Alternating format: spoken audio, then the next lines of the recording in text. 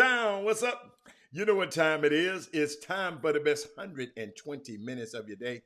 The Chop Shop, the nation's number one urban sports talk show, and also your midday sports happy hour. Yours truly, Robert Hatter, alongside Jim Hicks, and sometimes Chris Walker, coming to you live. Uh, we're in separate places. We're all over the world, but we're broadcasting live. But this your midday sports happy hour, and it's Monday. Man, I know y'all got so much stuff to talk about. Hold up, y'all. I'm trying to fight. I'm trying to figure something out right quick. Hold up. There we go. There we go. I was wondering why my name went up there. Y'all I got. I'm on. Y'all know I'm on my skeleton crew. You know. I'm in the hotel room. I'm traveling with the great TSU basketball program, and helping with on the broadcast with Larry Chatterbox Hale. We got a game tonight. Arkansas. Yeah, Pine Bluff, Arkansas. Play them tonight.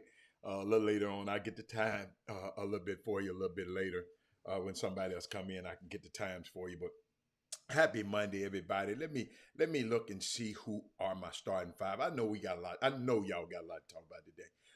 But my starting five today are Mindy Collins, D. Holcomb, Jessica Brooks, Daryl Anderson, Chris Charles, and the sixth man today is Reginald Simpson. Good morning, Mr. Simpson. How you doing? What's up, Todd? Corey. Hey, Dale. Let me see if anybody says something crazy. Rick Brown. You know I'm Melvin Dews. What's up, Doc? Uh, what's up, Jim Norris? Who else we got? I see Joe Baldridge. I see Rod Wells. I see him. Oh, look at that. I got a Jeffrey Day in the building. He said, "What's going on, Chop Shop Hatter? Thanks for hopping in on the show last night." Yeah, man. I hopped in on the Ball So Hard TV last night and checked out Jeffrey Day and the gang and Robert Carroll and Gary and I'm gonna tell you the other guys' names shortly. But what's up, Leon Stelly? Hey, y'all, talk to me. Tell me. I got something for you. Hold on.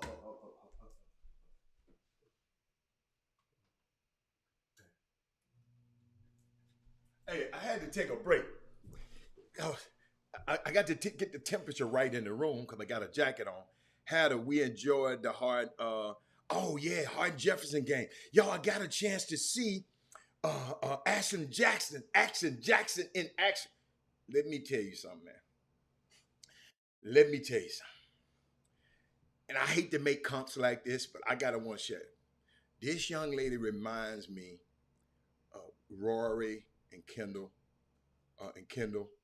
who at TSU, but she bigger. She's 6 foot. She got the skills of those guards, and she's 6 foot. Man, she is D King and Anthony Willis. Thank you. We got an unknown user on here. What's up, unknown user? Tell us your name, unknown user, so we can talk to you. Uh, uh, hey, Sonya. Let me see. I miss y'all. Hey, Naisha. Let me talk to my people first. Ashley can go. She got a good team. Yeah, she got a great team. I remember when she was talk. Mindy want to talk about Juwan Howard. We gonna go there. We gonna go there. We gonna go there. We gonna go there.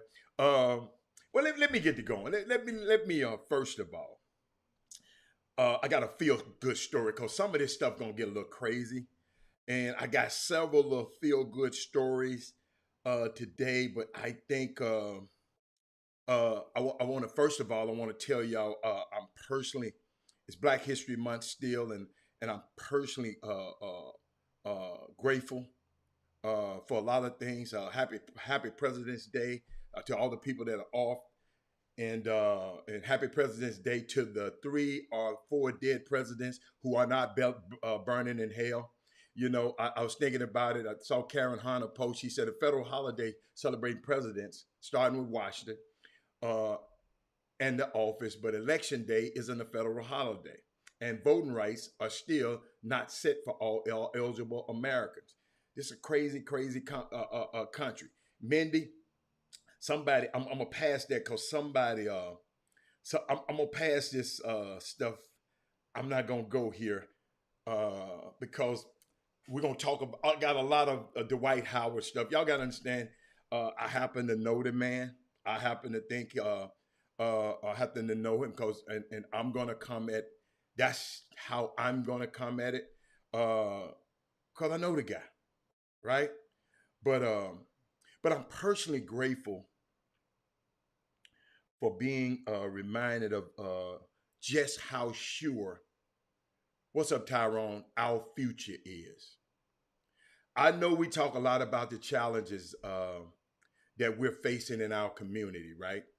But sometimes we come across something that just gives us a reminder that it doesn't matter how challenging things are right now, that is we keep doing what we're supposed to do. And by that, I mean we keep learning what we need to learn, being truthful about what we need to do, healing from the traumas we have experienced, and prepare the next generation to do the same thing. We gonna be all right, and not just the way Kendrick Lamar sing that song. But I came across this video clip I want to share with y'all. I got to.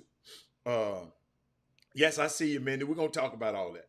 But I came across this video from an educator who was talking about the fact that one day they were in class preparing for their lesson.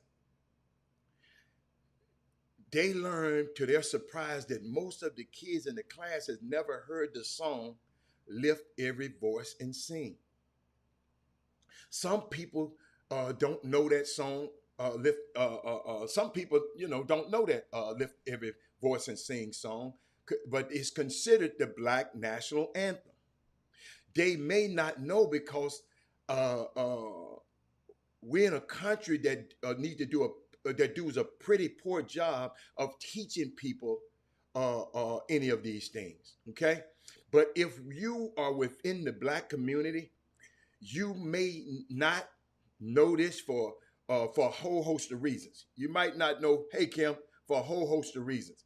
Again, we are in America, which does not really, they does a really bad job of teaching us a lot of these things. Many of us has become more distant between us and those traditional cultural institutions that were really filling the gaps in education when it came to Black history. Your church.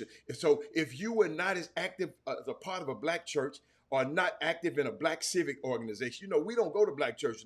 We go to Joel Osteen. We go to all of these other churches now. So a lot of us don't get a lot of this stuff.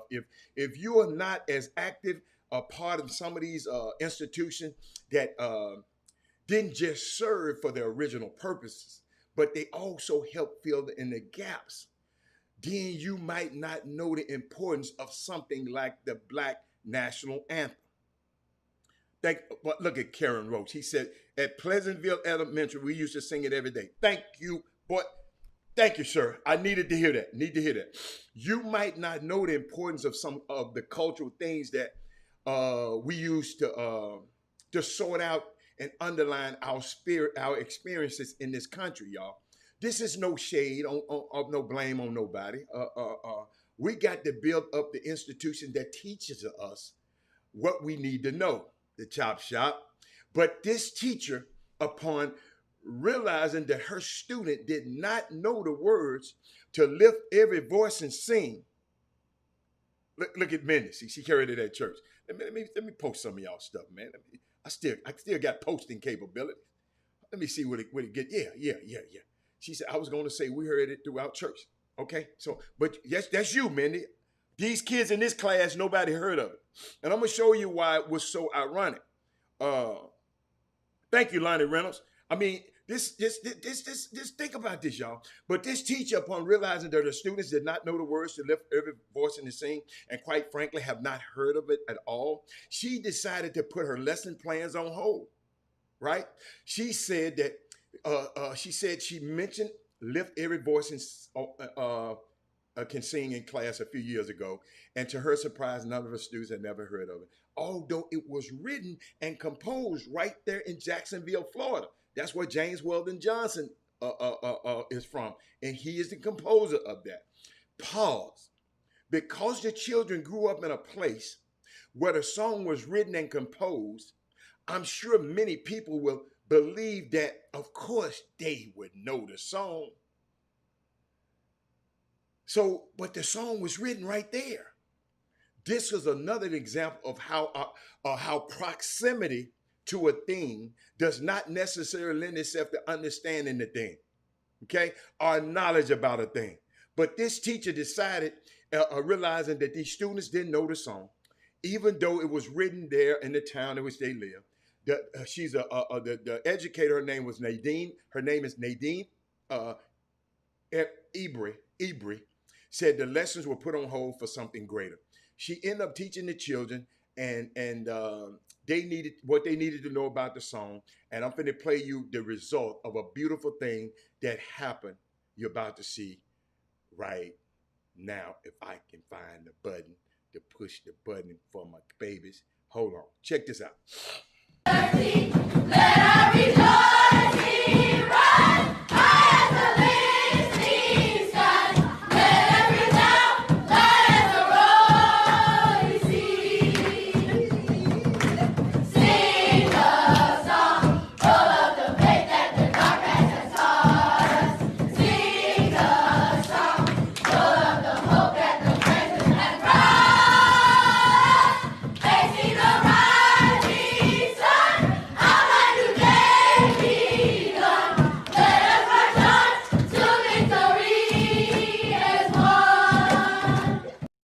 Sing, baby, sing. Sing, children.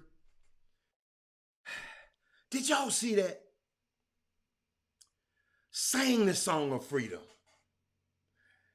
If you're going to have a video back about black kids learning something, y'all know I'm here for it. Jeffrey Day, I know you're an educator. The drum line, the little young boys in the back of the room on the desk, pounding with all they might. They got a little dance routine going on over there, Brad Austin. It don't matter what they try to take out of these schools. It don't matter how ignorant they try to keep themselves.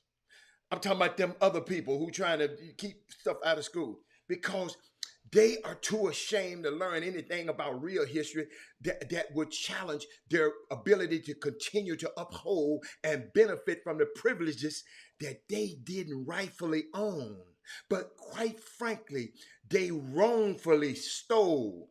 I don't matter when we take time. It don't matter when it takes time to set what we determine to be the absolute most important. Look what happened. Did you see that? Did you think about this, Brandy? When we decide that we should teach our children this, and we ain't got to get nobody's permission, we no longer go around being individuals, but we go around being people who see our connectivity in the collective. I wish we had more of this. I gave a lot. Let me tell you something. I gave me a lot of appreciation of what real educators do. This what this got to me. I'm thinking about this lady. And we got some great educators on this feed right now. And for the beauty of the miracle that is music and education in our community, shout out to the educators who are really doing the real work. Shout out to the students who are here for somebody to pour into them. I know a lot of people like these kids. These kids don't want to learn. Trust me, they might want to learn if you make what you teach better. They might just don't like the way you teach. They want to learn. Perhaps you are not the best match for them. This might not be the best audience for your particular type of educational skill set. But our babies want to learn. I was just thinking about something, y'all. Shout out to y'all. I was just thinking about This stuff happening with Juwan Howard. Uh, I know y'all want to talk about it. I know y'all want to talk about it. But I want to go somewhere before we talk about it. Okay? Y'all follow me for a minute. I can't get too loud now. I'm in the hotel. Okay? Just thinking about this thing, right? I'm just trying to see where I'm going to start.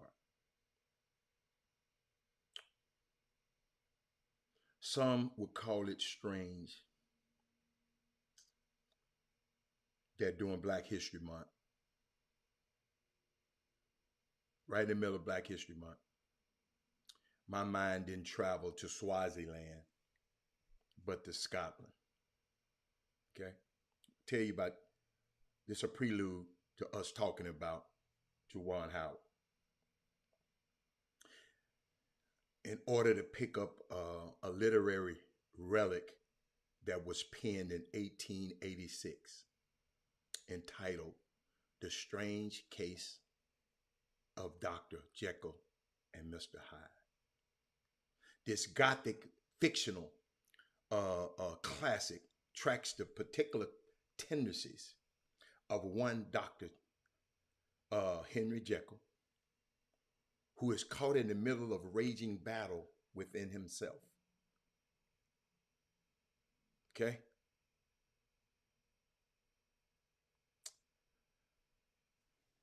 It's a psychological tug of war between two distinctively different personalities that represent at once both good and evil.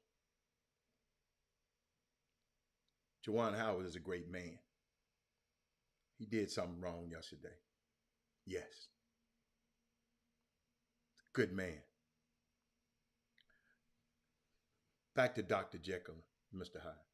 The doctor has spent so much energy repressing his alter ego because it doesn't match his public persona. Within his special drink, Dr. Jekyll descends into a cruel, heartless, and evil individual known as Mr. Hyde. Dr. Jekyll is social, while Mr. Hyde is antisocial. Eventually, the special tonic isn't strong enough to keep the other personality in check. And the diabolical Mr. Hyde rears his head because he can no longer be hidden. The flip side of the coin is in reality, which is a nonfiction. There are scores of people who have to take a drink just to suppress the part of themselves that they do not like. Y'all need to share this. I'm sharing something with y'all right now. You ain't never heard this. Or they have to take a drink to unleash a dimension that they want to be present to the world. All of us got friends like that. I got to get a drink. I got to get a drink to do this. I got to get me a drink before I go home. I got to get children in Head Start programs all over the country were acting, when they act up, they are forced to face the wall. Time out. To get themselves together in order to behave. Right? I feel as if I'm preaching to those of you who have either hit a wall or you're trying not to drink. Oh, you like my new gear? Thank you, baby. Yeah. I'll talk about that later. Because they are people. There are principalities and are places that are trying to bring out a different side of you. Okay? Juwan Howard was already mad at getting his butt whooped. But it was just something, because I played it over and over and again. If y'all haven't seen it, I'm going to play it a little bit. But I played it over and over again. Coach Guard, whatever his name, the coach, like, stopped him, like, You gonna talk to me.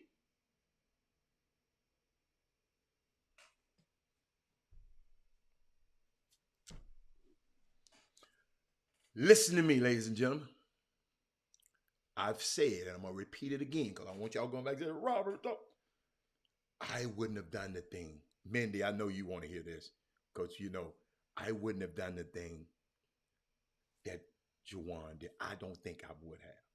Because it's several people that I wanted to slap. And the Lord, he just helped me. Because some people need to be, I hate it. But think about it, Brandy. I want you to go look at it again. Because I know everybody was sensationalizing over it. That man grabbed this black man, a white man, grabbed him and like, where you going?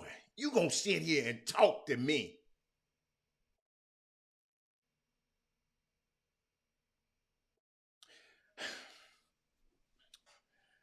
Listen, listen. I know all of y'all holier than thou, and I would never do like anything like that. You should have heard you should have heard my phone. Juwan Howard happened to be a friend of mine, so my phone was ringing off the hook. I'm already mad, and you gonna stop me and tell me I'm not condoning what he did. Share the show because it's more. But I was giving y'all this history because I said because people, they are the principalities and they are the places that try to bring out a different side of you. That guy know Mark Turgeon. He's a friend of Mark Turgeon. He had an incident with Mark Turgeon last year. All of them guys are friends. Okay? Many always tell me I'm taking up for James Harden. Many, I want you to read my lips because you don't listen too good. Many, I'm telling you, I wouldn't have did that. But I understand. Because when that seemed like that coach who he slapped said something to one of his players, like I told y'all about Penny. He a nice guy. You mess with one of them damn players, you gonna have a problem out of him. He from North Memphis. That guy there from the south side of Chicago. I can't get him. Yeah, he's a coach. I heard all them Willies and all those we want to call them all of them talking heads. I'm not talking about wrong or wrong. I'm wrestling with the spirit out here, Rosie. And I'm glad you uh yes, I know he wish he could have handled it better, but I'm talking, but as a kid, y'all, I got to tell you, one of my favorite cartoons was The Incredible Hulk. And the opening salvo of the fictitious character of David Banner warned his adversaries, don't make me angry. You won't like me when I'm angry. Y'all remember that? That man said, look, I'm a minister and an educator. While I won't have God as physical. Yeah. I mean, all of us can say what you would have did. I'm, I'm just telling you, at this point in my life, now Robert Hatter, when he was about Jawan's age, I don't know. I don't know. I'm just telling you. I don't know. See, that's why I'm not finna be up here. Well, some of y'all, well, Robert, you got to do it the right way. Robert, yeah, I know. I know. Juwan is a friend of mine too. And guess what? I'm on his side. I'm going to repeat that. I'm with Juwan. Okay? Okay, let's get that on straight. In case he might hit it, big fella, I got you back. But let me tell you, I told y'all about David Langston Hughes, one of my favorite writers from the Harlem Renaissance, once wrote this poem. Check this out. What's up, Mastermind is in the building. Let me put my man on. You know I got to put him on. Anytime he says something, I put him on. I put him on. I put him on the screen. I've got to put him on the screen. These guys don't. Thank you. Thank you. Okay. Hold on. I got some. I told you about me and Langston Hughes, right? Harlem Renaissance poem. He said, Negroes, sweet and docile, meek, humble, and kind. Beware the day they change their minds. I ain't got nothing to drink. This hotel don't give me nothing to drink. Y'all know I need a drink off of that one. I'm gonna repeat that one to you. Langston Hughes, go Google it. Negroes, because that's how he wrote. He would have said blacks in these days, but he said Negroes, sweet and docile, meek, humble, and kind. Beware of the day that they change their mind. In other words, we are nice until we're not. I need something to drink. I need my coffee. I need my tea right now. Check this out. I'm finna take you. What Dr. Newsom on there? Dr. Newsom, I'm finna take you to church for about 2 seconds. Stepping out of the secular discourse into theological terrain, the Apostle Paul put it this way in Romans chapter 7. He said, when I would do good, it's evil that stands in my way. Dr. Newsom, did I get it? Hold on. I got something else. Hold on. George Clinton, a secular poet named George Clinton. Y'all remember him? Writing the parent theme song for the Mega Sci-Fi Fraternity Incorporated. He wrote and asked this question. Why must I feel like that? Why must the dog chase the cat? It's nothing but the dog in me. Hold on.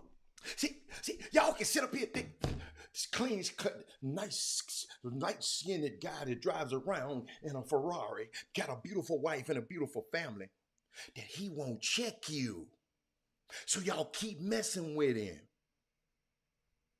He was wrong. I wouldn't have hit the boy. I'm glad he slapped him and didn't hit him. He was just trying to get at it. He was just trying to get you.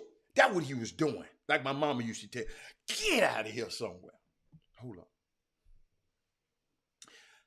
But let me help you out. Let me go a little further. Clinically, this is what neuroscientists call the duality of consciousness, which proposes that it's possible that a person can develop two separate conscious in one brain.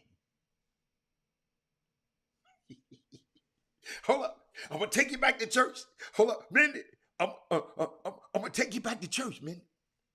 The problem is in James 1:8 warns that a double-minded person is unstable in all of his ways. Gotcha. Trying to keep my head on right, but they think you're a pushover because you're polite.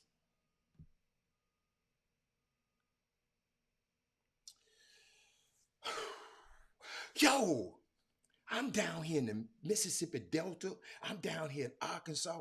I don't leave the hotel because I'm in Pine Bluff, Arkansas. And they said, man, it ain't wise for y'all to leave y'all hotel by yourself. And guess what? Robert had yes, I'm prayed up and praying for my young fellas. Great young men. Whenever y'all see these young men play for TSU, remarkable young men. They're gonna be something one day. Check this out. They think because you don't say nothing, there's nothing you want to say. They really think because you lift your hands that you above throwing hands. I'm gonna leave that one right there and turn the air on.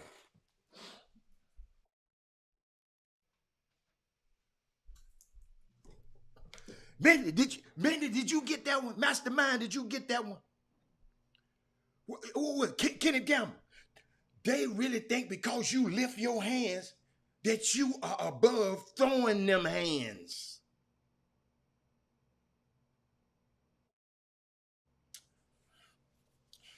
Y'all, we got to get to a place, just get to a place where you just want people to know. You just want people for their own welfare to leave you alone because they getting ready to see a different side of you. Sonya Billingsley, a master therapist in this thing called in this magazine called Mastering Therapy. Maisha Jackson told Psychology Today in a recent interview that there are two different pandemics that are taking place for Black people. Okay? It is COVID, and then there is culture. In the aftermath of George Floyd and Breonna Taylor, our community is contending with cornucopia of concerns simultaneously.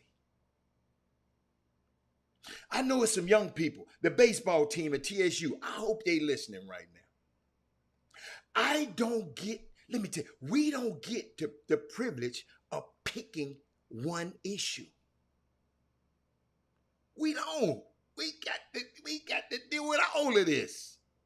Most of us are think about this. Most of us are go-karting, riding with at least, on a little go-kart, riding with at least 3 passengers in the go-kart with us, trying not to tip the vehicle over. What's up, Jim Norris? I got you, baby. Norris, I want you to hear this, baby. I want you to hear this. I'm not talking about when I'm talking to you and I need you to be honest with yourself, because Shakespeare put it best. Yes, Robert had to know a little Shakespeare. To thine own self be true. How many different emotions do you have to wrestle with in just one day, Dr. Newsom? In just one hour. In just one weekend. Yo, I done went to, where I was at? Itty bitty Mississippi. Now I'm in Pine Bluff, Arkansas, in the Holiday Inn. It's okay, but I've been dealing with different emotions. You don't even know all of the bowling balls that you about to that you're juggling. Don't nobody know what you juggling over there, Mindy. Many of us are juggling chainsaws.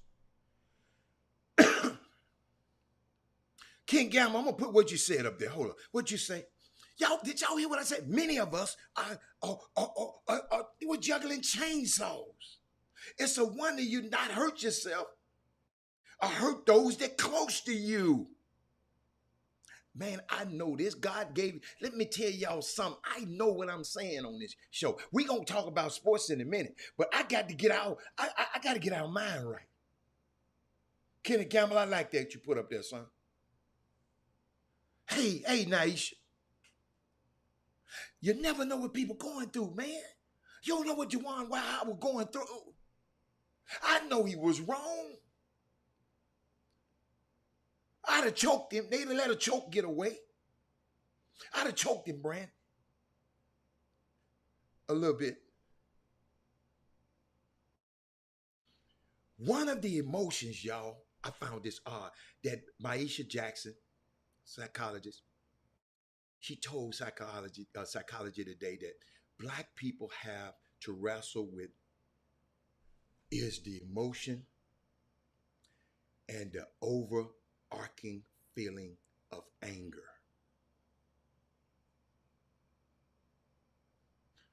James Baldwin's. Y'all know I love James. I'm giving you history. It's Black History Month, right? James Baldwin said to be a Negro in this country and to be relatively conscious is to be in a fit of rage most of the time.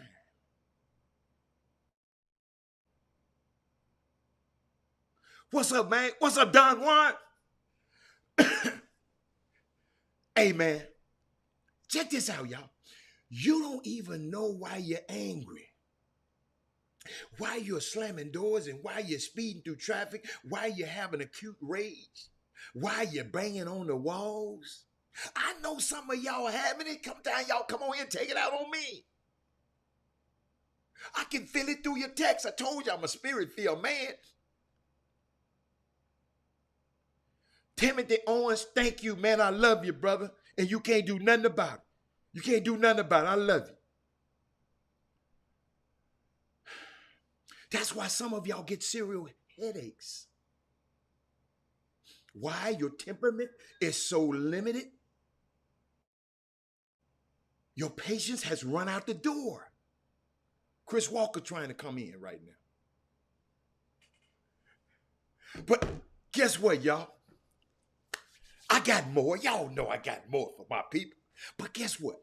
I got a guest. Well, not a guest. I got the founder. I got the dude that the only reason Robert Hatter is able to be on this show or even think about it, because that man now called and persuaded me to come on his show. I wouldn't be here, y'all.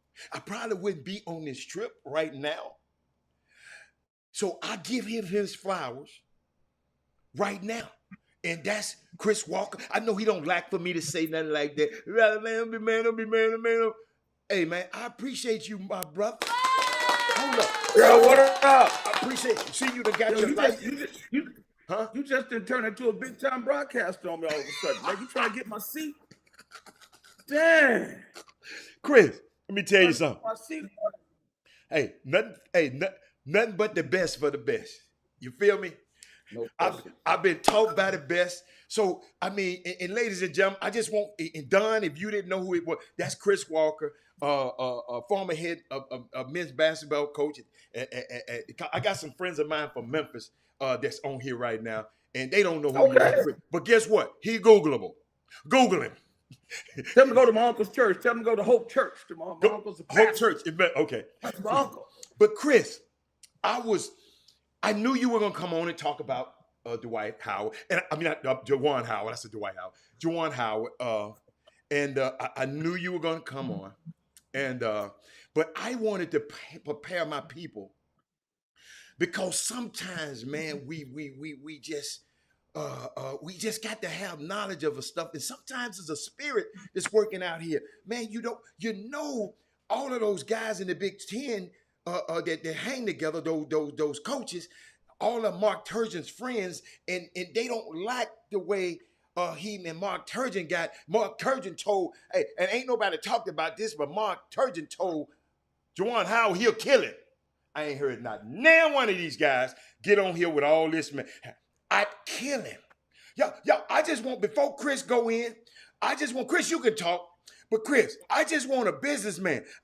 Hold on. Before we go any further, Chris, businessman in the building, I got something I want y'all to hear right now. If you want a ticket to any event in the world, in America, if you want to go to the rodeo, don't buy it from nobody but this man right here. He part of this chop shop. Finna play it. Let's get this number. Write it down. It's Rodeo time, Houston. Get your 2022 Houston Rodeo concert tickets at all ticket attractions. The phone lines are open, or you can text your request at 832-371-3337. Now back to the Chop Shop with Hatter and Hicks. Yeah!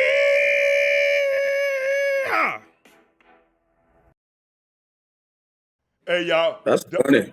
Don't buy if y'all buy a ticket from anywhere else, we gonna have a problem. Rodeo tickets are going fast. Y'all better get them right now. Y'all know Bombi gonna be in the building. He gonna hook you up. He gonna put you wherever you want to be. If you want to be over there, where the Bronco buck, you know where the Broncos be bucking. If you want to be where the horses, wherever you want to be, he is going. He got. I'm gonna put it up on the hold up. I'm gonna put it. He gonna hook you up. Got a hell of a lineup. Dude, heck of a lineup. Ricky Martin, Luke Bryan. Coach, listen to me. And guess what? That's a black man got his own ticket place. Good for him. I know what tickets he ain't selling. Rockets. I know that. What's up, Seawalt? What's up, baby? How you doing, man? What's the deal, man? You defending that criminal from Memphis? From Michigan? What are you doing, man? How's he a criminal? Assault charge? That's trying to kill people on national TV. Is that what you're doing? But he never made a terroristic threat like Mark Turgeon. Come tell him, man, I'll kill you. And y'all ain't said nothing. Whoa. We're not talking about Mark Turgeon. I ain't talking about him. I know, but we're talking about Juwan Howard. Okay. And I'm looking at the comments. I see Ken said Boeheim killed a person and he didn't get fired. Now, I'm not saying he should get fired, but what I got an issue with is people saying nothing should happen to him. Should there be any discipline? Yes or no? Yes. Okay, that's all. I'm not talking about you. Okay. Oh, he got to get disciplined. Hey, you got to get. But guess what? And I was trying to tell people this the note that I got this morning from a very y'all got to realize. Let me refresh your memory. Like I just told you, not trying to name, but Juwan Howard had to be a friend of mine. If y'all know, he used to play for the Rockets. We used to live not too far from each other. Let me tell you something. But he's also, Charles Woodson is also a Michigan a donor. Ty Law is also a Michigan donor. These are my guys. So I got this message this morning. I'm going to read y'all to the message that Robert Hatter got this morning. Hold on, I got it in here. Somebody sent this to me. Said, B Hatter. They be calling me B Hatter. B Hatter. Bank on this. Michigan is a brand Jordan-sponsored athletic department. Michael Jordan would never allow Howard to get fired. They are good friends and former David Falk guys. It won't happen. I don't know what it happened. I'm just telling you, a very powerful man texted me that this morning. I don't know. You got to understand, Coach. I don't know what's going on behind the scenes. Yeah, he's not gonna get fired. But I know that. Let me tell you something who I don't like already. And I didn't get his name, but somebody gonna go find him for me. I guess he might be the AD for Wisconsin. Y'all look him up. He cried like a little. That's who I want to smack. See, I ain't no college coach. Go back, smack him. Somebody go back and find it. I wanted to play it. I just don't. Y'all go back and listen to the video from the AD of Wisconsin. What he had to say.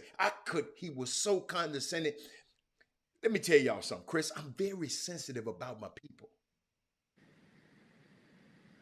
He cried. There you go. He started crying like a little broad. Yes. Chris, he was over dramatic. So the commissioner of the Big 12, the Big 10, Chris, it's all a play. What if that turned into what happened in Detroit? I don't care. It didn't. It didn't happen. No, what if it did? Well, if it happened, guess who I'm gonna blame? The coach from Wisconsin. It's the same reason why. Again, I'm just talking about stuff that happened. Forget about your personal opinion. Mark Few gets a DUI. I don't know what happened. All I know is Mark Few could have killed somebody. Yes or no? You get a DUI? Yes. You probably could kill somebody. Could kill a family. You could kill a mom or a baby. Yeah. But you get 1 game suspension. Yeah. I know people lose their job for getting DUIs. If you flip his record, would they have fired him? Probably. So success matters, right? Yes. So the fact that Juwan Howard, who he is, probably won't have a bigger sentence or punishment if it was somebody else, absolutely, who probably's not winning. Absolutely. Juwan Howard's celebrity is going to save him. Absolutely. But at the end of the day, it also does another thing where certain coaches of the same hue will be like, come on, man. You heard our chances doing stuff like that. They already think we crazy and we unhinged. Don't do that. You, Juwan Howard, let me finish. You, Juwan Howard, you can get away with that. I'm Juwan Johnson. They're gonna fire me. Don't do that. Can I interject right here just a little? 100%. I'm Juwan Howard. Yes, I can do that. Lil Johnny, coach, don't you do that. Okay? You stay in your place. The Chris Walker's not an issue. But Chris, the celebrity don't Chris. To whom much is given, much is required. Okay, so I got something else. To whom much is given, much is still given. Oh wow. That's one of my Chris Walkers. That's one of my Chris Walkerisms right there. That's called talking out of both sides. Okay, talking out of both sides. But man, listen, man. Let me tell you something. I'm gonna tell you what all the coaches tell me, and which I believe 100%. Okay. I worked for Jay Wright. Our number one line was when we worked at Villanova. Okay. You play for 40 minutes. You don't play for 39 minutes and 12 seconds. You don't play for 38 minutes. We do not watch the scoreboard. We don't watch the scoreboard. We get out there and we put them hands on you. That's what we do for 40 minutes. My man got mad because he was pressing the scrubs. And the dude said, well, hold on, man. Easy. You pressing the scrubs and tearing them up. So he upset because he called a timeout, but he's also pressing the scrubs. That's not gentlemanly either. So what I'm saying is, it ain't my job to coach your team. If I got timeouts, I can call timeouts. If you want to press my scrubs, that's your job. But don't get mad when I show gamesmanship back at you. We play for 40 minutes, Hatter. That's how long we play. No matter if the best player out there or the worst player out there, we put them hands on you. Because here's the thing. The kid that never gets to play, when he gets out there, he don't feel like he'll scrub. He on national TV. He going to play hard. So why does he have to raise up off the gas? Them dudes that was pressing, I get it why he was upset. It's a gamesmanship thing. But at the end of the day, that don't mean I got to let you press my scrubs and beat up on them on national TV. Chris, I'm not even talking about that. Coach your team, man. You're right, Kevin Lewis. You coach your team. I coach my team. Don't get mad at me because I called a timeout. To you and Kevin Lewis. Leave Kevin alone. Leave Kevin Lewis alone. Now. No, I'm just letting y'all know. Listen to me. I done turned on a new leaf. Uh-oh. To you and Kevin Lewis, I don't care what y'all talking about. What I am saying is, I'm trying to find something, y'all. Hold up. Melvin Dude's just ignorant, man. What? Melvin Dude, look what Melvin Dude say, man. That's ignorant. Melvin, you ignorant. You know what? I'm trying to find something. I thought I had it. I thought I had it. But what I am saying is, I'm not even worried about that. But I saw something, Kevin Lewis. And Kevin Lewis, I want you to go and watch this for me. Oh my God! See, you got the controls. You're just such a no. Judge Hatter over there. No. This man, Juwan Howard was mad at him. Yeah, hold up. Just like you said, coach your team. I got a right to be mad at your ass too. If you got a right to coach your team, I got a right to be mad at you. You can't stop me from being mad at you. So I'm about to walk past you. But some people think they own the freaking whole earth.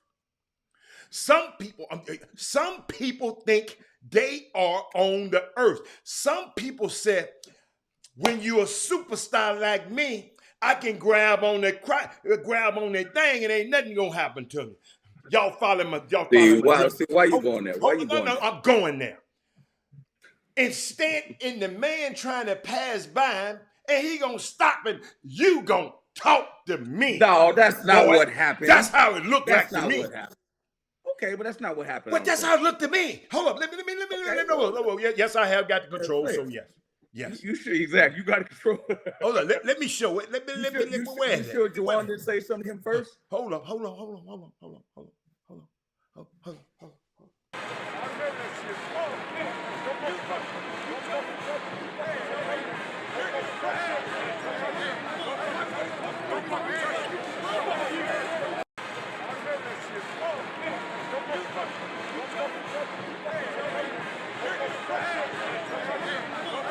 I'm going to unmute you so you can talk. You can talk over me. Hey, ladies and gentlemen, I want you to go back. The man is about to pass this clown. And watch it. Listen, I'm looking at the tape. I'm not looking at all the innuendos that Chris Walker got to say because he on CBS and the stuff he can't say. Robert Haddon can say what the hell he wants. Look. Yo, man, listen, man. Haddon. You win with grace. Listen, man. Listen, man. You win with grace. Can I finish? Can I finish before you? Because you remember Malcolm X said. I'm gonna leave it alone. It's your show now. I'm gonna leave it alone. No. Malcolm X said every time a black dude come out here and say something, they're gonna send another black dude out here to contradict what he say. But I'm finna let you contradict. But hold on a second. I'm gonna let you contradict. Okay. What I was looking at, my phone is I shouldn't be on, but I had my alarm on. I'm sorry, y'all. What I looked at. If this man stopping this man, like, where you going, boy? He you didn't say that. Talk. I didn't say he said, listen to me. That's what I saw. And I'm imagining what he do to the players on the team. I'm sorry, Herb the D. That's what I saw. Nah, man, you can't do that, man. I can do that. I agree. You can't do it. Listen, he shouldn't have grabbed him. He was trying to make a point. He could have made that point in the press conference. You're right. But Juwan Howard has every right to walk by him like a little baby because he's mad he lost. You're right about that because that's what he was doing. He didn't want to look at him because here's what I think. Coach, he already coached him. He already know the man. He already know the man don't like him. That's one of Mark Turgeon's friends. Can I make my point? When I want you to also show a handshake when Juwan Howard beat the hell out of somebody and see how he shake their hand. Oh, great job, coach, and keep it moving. So what I'm saying is, you win with grace, you lose with grace. That's what we teach the players. It ain't always easy. I don't always like the people I got to sit across from. So you telling me all? So everything you ever taught your players, you live by? If lightning will strike you down in that damn building you in right now. You just said, to whom much is given, much is expected. And you also said, stop me again. Let me make this perfectly clear. Paul Miranda, I want you to look me. I'm gonna look you straight in your face. Leave Paul alone. No. when you're big and bad enough to put my name on here, I'm finna address you. Hell yeah. Oh no, I'm sorry, Brandon. Hell no, I ain't playing. Paul Miranda. If you were here in the beginning of the show, instead of hopping your ass on late on the show, I said he was wrong. The hell you gonna say I'm wrong? I'm telling you, that's what I saw. The hell I'm wrong. Clown, you wrong. You wrong for you wrong. Come on, Chris. I ain't talking to him. I'm gonna delete his ass off. Well, I mean, again, guys. Let me say this. Ain't nobody talking about who not. He the one coming over here talking about somebody wrong or not. That's my opinion. You're allowed to have your opinion. I'm not saying who's wrong or right. But he don't come up here and say I'm wrong. I didn't say his ass was wrong. All them crazy ass takes he be having. All I'm saying is I got my head beat in as a head coach, and there's people I probably didn't like, and I don't care what. And I'm not Juwan Howard. And all I'm saying is that doesn't. Let me tell you something, man. I watched something the other day. Actually, last night I watched this special on Rick James. Y'all gonna laugh. I'm just sitting there. I love Rick James. I'm watching this thing on Good Rick. special. I forget his last name. James Johnson was his name, or something like that. Mm-hmm. Ricky James. He used to be with Motown back. Man, I love them documentaries. And I don't know if y'all remember MTV. When MTV came out, they wouldn't play black people they wouldn't play black people's videos. Remember back in the day? That was a big deal. Absolutely. And Rick James was upset about that. Rick James spoke out against it, right? Because he did that, guess whose videos got played? Michael Jackson and Prince. Yes. But guess whose videos never made the light of day to MTV? Rick James. So what I'm saying is, when you do what you're doing, you're right. You Rick James. But there's another side to it. How could you make that comparison? Can I finish? Yes. Because you Juwan Howard don't mean you can do whatever the hell you want because you super freaking you powerful. Nobody said. I'm not saying you said at that. the beginning of the show. I said that I wouldn't have did what. Let me do it. Hold on, but some people just getting on and they come in and don't know what the hell they talking about. Okay. Gotcha. Okay. I said, first of all, I said that I wouldn't have handled it the way Juwan Howard did. I said that at least about 10 times. But people get on here late. Then they're gonna talk about I'm wrong. I'm not wrong. When I saw this video, and it's just the way I look at life, maybe. Okay? Maybe I look at life. When I saw this, I saw a man trying to pass a guy by. I ain't got to talk to you. I'm going on to talk to the rest of these folks. And you gonna stop me? Like, where you going? And I imagine what he do to him, the players. If he would do Juwan like that, and if you can't see that, I mean, maybe you just can't see the way I see. And it's okay. I'm not calling you wrong. You wrong, Adam. No, I just don't see the way you see. That's all. I don't see the way I definitely don't see the way Jimmy see. Jimmy can see something. We see the same thing, and it's completely different because we was raised different.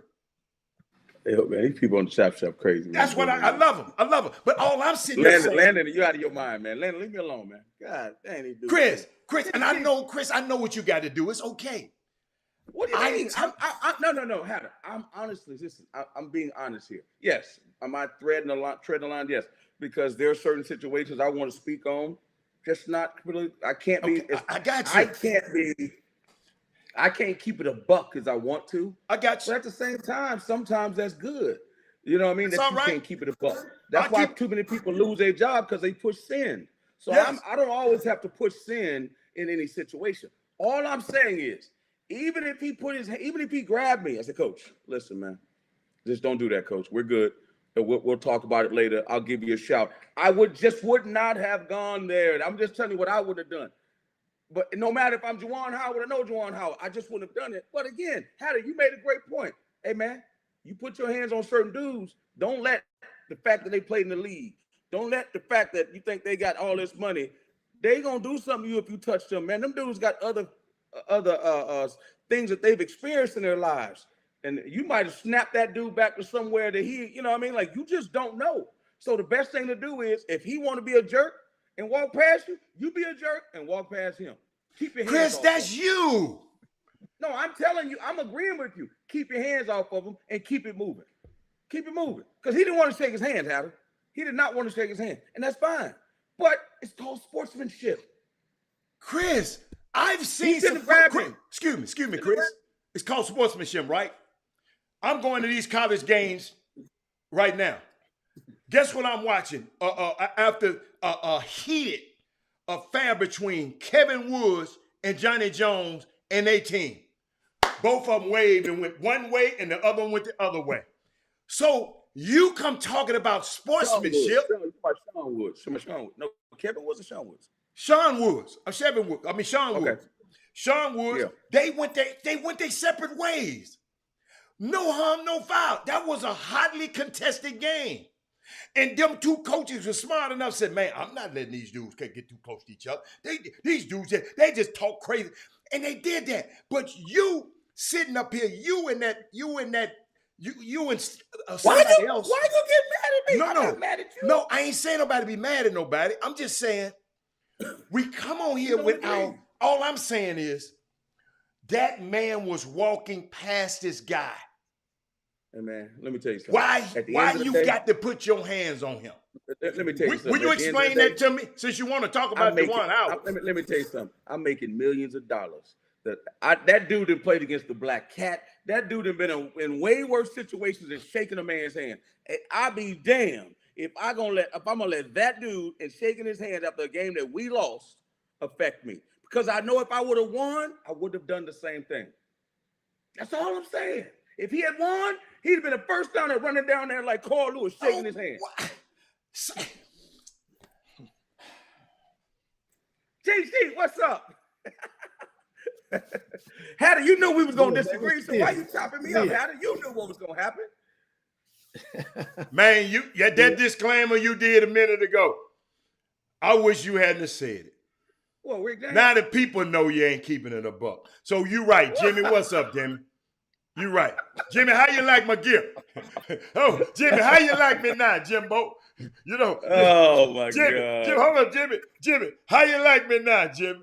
Hey, let me get this right. So Chris Walker was an Under Armour consultant 4 years ago. Yeah. He sent you a couple of boxes of product. You refused to wear it in public. You wore it some on the golf course, but not in the public's eye. But now TSU go and give you a windbreaker. Ain't that what they used to call them, coach, back in the day? A windbreaker. And now all of a sudden, hold up, Jimmy, hold on now. I got the pants to match, Jimmy. Slow down now. I got Jimmy. And you got the breeches to match the windbreaker. Jimmy. And you wearing it. You in full uniform. Jimmy, let me tell you something, Jimmy. Let me tell you something. As the facts change, as the facts change, the truth change. Nico ain't with Nike no more. I done told y'all ain't listening. Keep telling y'all this. Hey, Hatter, you were wearing more TSU stuff than I done seen Jimmy wear in about 10 years. Just so you know that. Absolutely. I ain't seen Jimmy wear a TSU outfit in probably 20 years. I don't even know what fact. Hey, I didn't know he went to TSU. I'm a company man.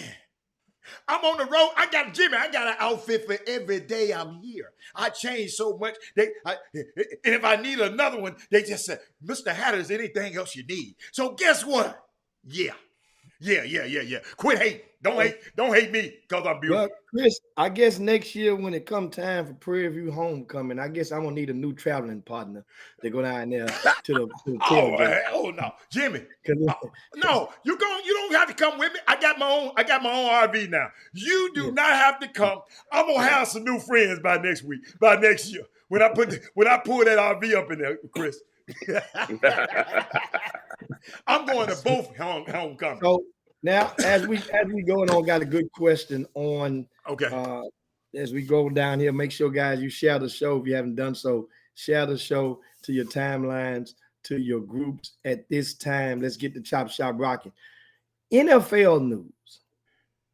With the combine approaching, there are some agents who have threatened to keep their clients from participating in the combine. They normally invite about 330 or so players in that combine. You know, the one that back in the days, back in 2004, that they claimed that Vincent Young and the Wonder Lick test and all that stuff, that was out.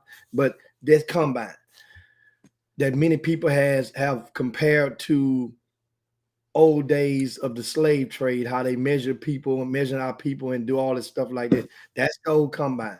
Well, the reason that these agents are threatening it because the NFL has decided or declared they will use the bubble type of housing for the players, kind of like to keep them separate as they go through these proceedings. Well, if you're keeping them separate and then the bubble, then a lot of these guys, this combine is worth millions, hundreds of thousands, and possible millions of dollars to these NFL prospects. How and why? Just as a boxer has to make weight, a lot of these guys will go down during those closing days on strict diets and strict nutrition schedules to help them meet a certain weight. Well, if you're in the bubble, you won't be able to get with your nutritionist. And so That's your side of the fence. That's why I'm wondering why you telling the story. I mean, No. I'm telling the facts that are presented. It ain't got nothing to do with the nutritionist, Jimmy. One more fact it ain't got nothing to do with the nutrition. You ain't there but a few days, Jimmy. So it ain't got nothing to do with nutrition. It's just got to do with power. Okay? When those agents down there. Let me finish. Let me finish. Hold on. One more important fact is that the Players Association has issued a statement and sided with those agents. Of course. Now, that's a very important fact. Before now, you take it and run in regard to Jimmy, it's not that mind-blowing. They have to, they're players. The Players Association support the players. They're not supporting the agents. Let's get this straight. They are not supporting the agents. They're supporting 155 players.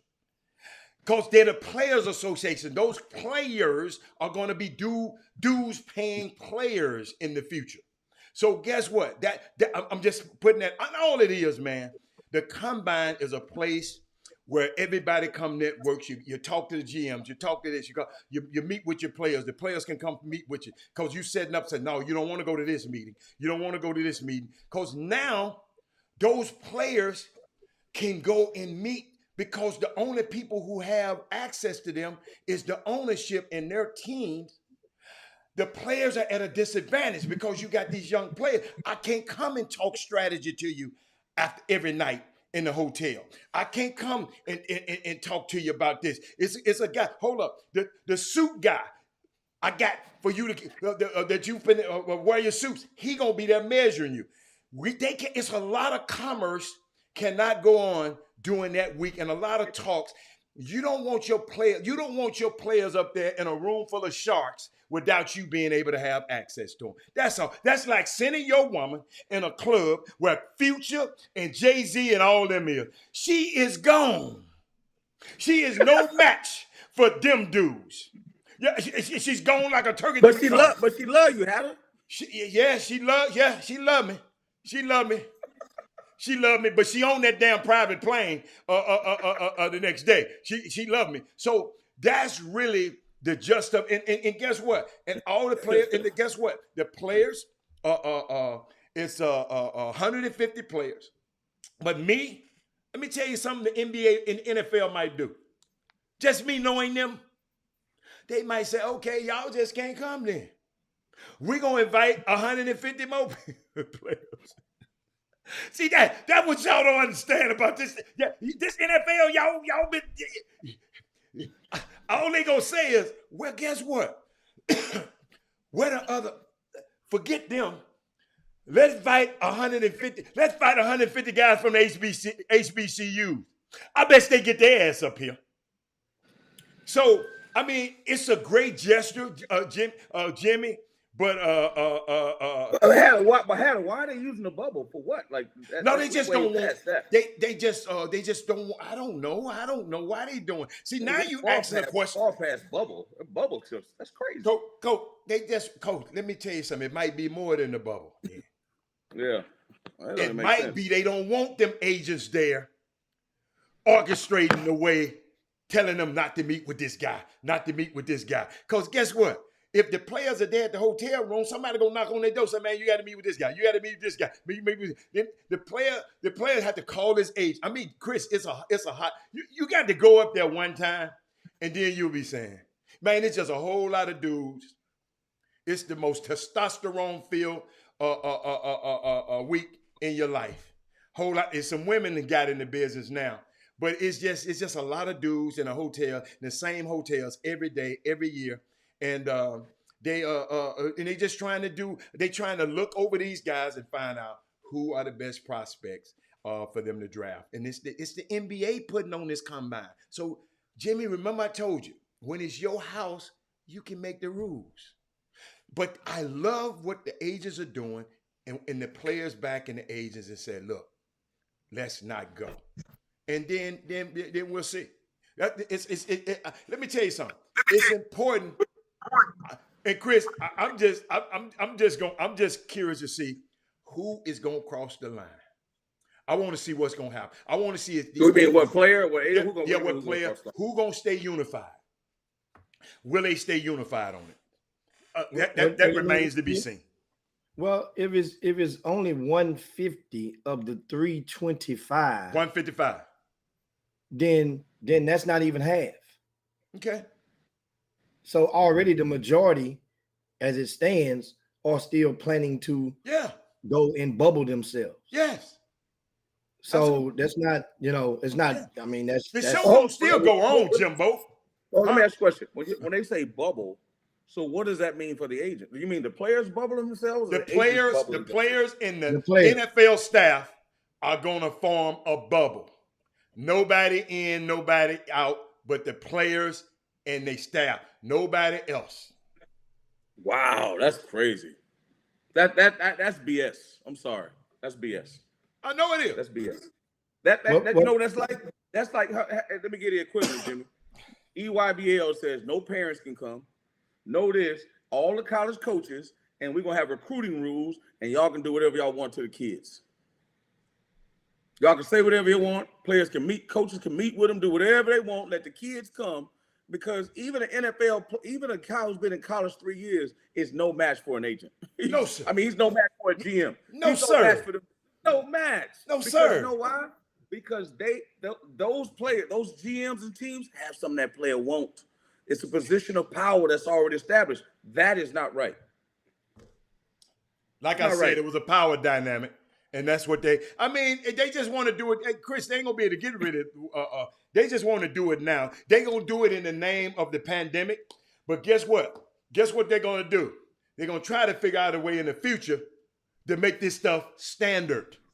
If you want your client to come to this combine. So now... You know what's going to happen?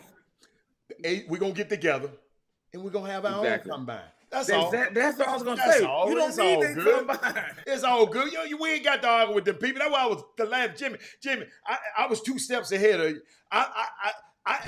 We ain't got to argue with them people. Well, what that boy said, I'm living my best. That's what you see. And a lot, understand, in the last couple of years, we've seen certain schools and conferences pool together and have in a new day of combines, they call them pro days. Yeah. And Deion Sanders, I think he got one. With a couple Jackson of schools. State. And so more of that, and that's what the agents in their letter or in their pushback, part of the pushback in representing the players is saying that, look, we are not necessarily just going to say boycott. We're not doing nothing. We're going to come for our medical part. The players will be there. Mm-hmm. They're not going to not come as though James Harden. But they ain't going to participate. You're just not participating in anything. You come in there. You're going to sign in. You're going to go get your badge, take your photo for your lanyard, and you're going to go and do all your medicals. In other words, Jimmy, I'm going to tell you the key, Jimmy. No meetings. That's the key. And that's the only way you fight back. You fight back. You show them. No meetings. See, that's the key. That's what they want. They want them there meeting with them people without the agent. Because y'all know every year them players been to say something ignorant in there. Y'all know. You hear a story every year. Some player done said something ignorant. His mama a hoe. His mama this. I mean, all of that kind of stuff. And these people are not prepared when they come. I mean, I don't understand some of these people who represent some of these guys. Because ain't nowhere in the world if somebody asks you that, man, come on, man. But that's why. But Hatter, let me look at the other side. Mm-hmm. Shouldn't you prepare them before they get there? Yes, you do. Everybody, Jim, hold up, excuse me. Everybody don't. Okay.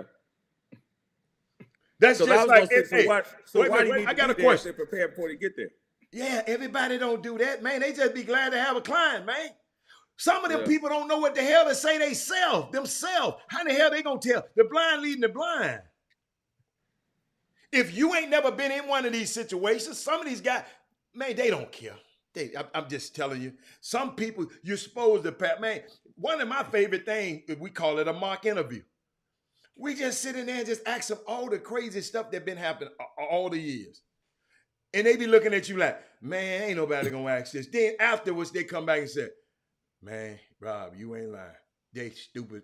And you give them little hints of You know, and they always try to get them kids to talk about other kids. Man, let me tell you something, man. That is the most rottenest process I think is up there. I heard they're getting rid of it in the NBA. They might be getting rid of it. What, the combine? No, the question asking part. Yeah. They may be getting rid of that. Yeah, they may be getting rid of that. Yeah, because it's like 10 people sitting there and one kid sitting there and they just ask them a million questions. Man, they don't do that. No. You're going no. You're going to meeting. No, you're going to meeting with the team. It ain't a lot of guys at one time. I go meet with the Detroit Lions. I go meet with that. No, I get you, but it's everybody in their personnel. It may be the Detroit Lions, but it could be 10 yeah. There's a few people in there. Yeah. And guess what? Each one of them have a psychologist in there. You know what I tell my guys though? I'm gonna tell you something. One of my key things, they said, Rob, you're a bad man. I said, why? I tell them, look here, player. If they ask you certain questions, and if they got you, I said, go on, tell the truth.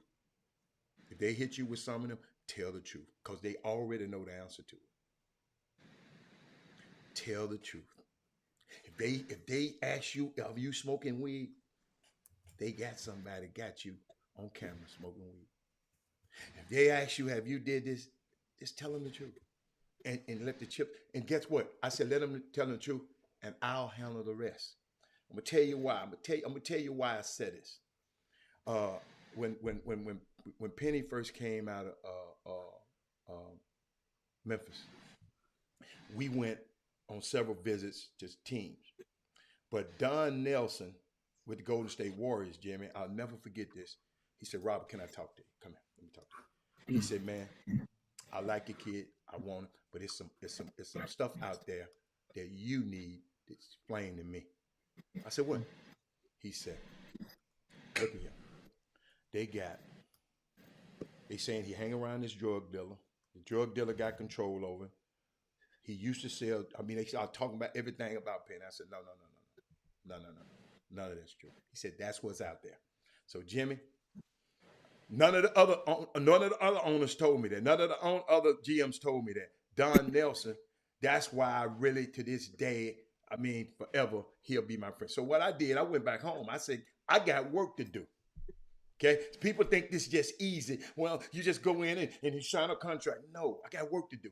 So, Chris, I went back home, called Randy Wade, who was the sheriff of Memphis. I said, Randy Wade, I hope he's watching. He loved this story. I went back and said, Randy, this what happened when I went and told him what happened.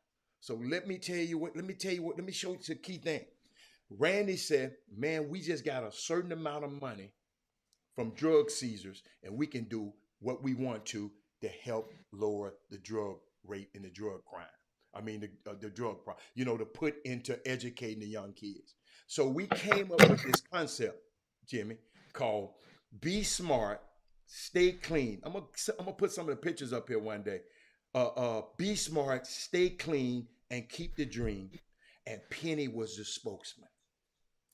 Let me tell you something. We had life-size posters, the whole campaign of commercials and everything, right? I sent all that information, the life-size posters, on the same day to every team in the NBA. Every one of them. This is the guy that y'all been talking about, Nick. He lowered the crime rate in Memphis. It was so significant that Bill Clinton flew down, he's the president of the United States, flew down to Memphis and gave Penny an award for lowering the crime rate in Memphis, Tennessee. So, Chris, there are some things you got to do. You just got to be creative. I'll never forget that story. But guess what? If y'all ever remember how I even, if you go back and look, Penny got shot in the foot. He was on the cover of the Sports Illustrated magazine. If you wonder how these teams know, he was on the cover of the Sports Illustrated. He was a Prop 48. Y'all, Chris, I know you know what a Prop 48 is. He wasn't academically eligible to play as a freshman, so he had to get academically eligible, couldn't play. But while doing that, he was hanging with this guy we was talking about, and they came and robbed him. So guess what? The guys robbed him and shot back one of the bullets hit the a curb, and out of all the people out there, hit and ricocheted and hit Penny in the foot. So he on the cover of the magazine in the hospital room with a bullet in his foot. That's why people knew what happened. So we had to debunk that whole thing, but I always tell him, tell the truth and let me handle it. And that's what my advice. I didn't mean to go that long, but when you triggered some, when you said, Robert, do they prepare these guys? They should. They should. Jimmy?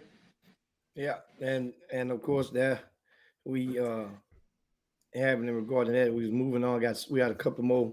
I don't know what all you guys got into in the first hour, but welcome to the Chop Shop for you guys. First timers is joining us. Your midday sports happy hour, the best 120 minutes of your day. Also, last week the Super Bowl, and I saw, they brought, in the pre games and whatnot. I saw Dwayne "The Rock" Johnson, right, movie star, entertainer in the form of wrestling and whatnot, and USA now owner of a few businesses. And now I'm connecting the dots because the NFL has just announced a partnership with the XFL. And the owner of the XFL, one of the owners is Dwayne "The Rock" Johnson, and his ex-wife are the owner of that XFL. Remember went out of business. Now remember, and so now they would basically be the crash dummies for a lot of product, a lot of technology equipment, and they'll use it in the XFL before the NFL takes it, in a nutshell, and among other things. Just wanted to throw that out there and put it on the slab for you guys. Next is college basketball. I don't know, have you guys covered the All-Star weekend yet? No, we ain't covered nothing. We just talked about Juwan and Chris. Juwan took a whole hour. Juwan is worth a whole. Juwan is worth more than that, because I still ain't got it across to Chris yet. Chris think anybody just come up there and grab people. Hey, guess what? I ain't gonna slap you. I'm gonna slap your assistant coach upside the damn head. I'm gonna leave your old ass alone. I'm finna go slap. That's what I like about what he did. Now, how about that? Now in regards to All-Star weekend, of course, intriguing as far as the game. I mean, I did not watch the slam dunk contest, and from what I've heard, I am glad I did not. I'm glad I did not waste my time with that. The 3-point shootout probably should be go after the dunk contest next time. The 3-point shootout is always intriguing, but Karl Anthony Towns won the 3-point shootout. Shooting the piss out of it. shooting it. Is that going to be good? You can't stop him. Is that good or bad? That's great. That's for the dunk contest. What? Man, please, that's just a contest. Make them in the game. I got a suggestion for the dunk contest. Raise the baskets to 11.5 feet. I got a suggestion. They can't make the ones on to 10 feet. They kept missing them. Either raise the baskets or lower the baskets so it can be more theatrical. Because we didn't seen every dunk. The body can only contort so many ways, Jimmy. Chris, let's just talk about it. Let me tell you something. Let's talk about how it started. Chris, can I talk about how it started? Go on. What the hell was Greg Anthony letting his son do that stupid dance? Hold up, y'all. This what turned me off. I didn't watch it. I didn't watch it at all. I got it. The crib walk? Hold on. Let me see. I know. Jim, I got to turn the music down quick. Hold on. We gon' get that, grip that, send shots, make him get back. On that, check.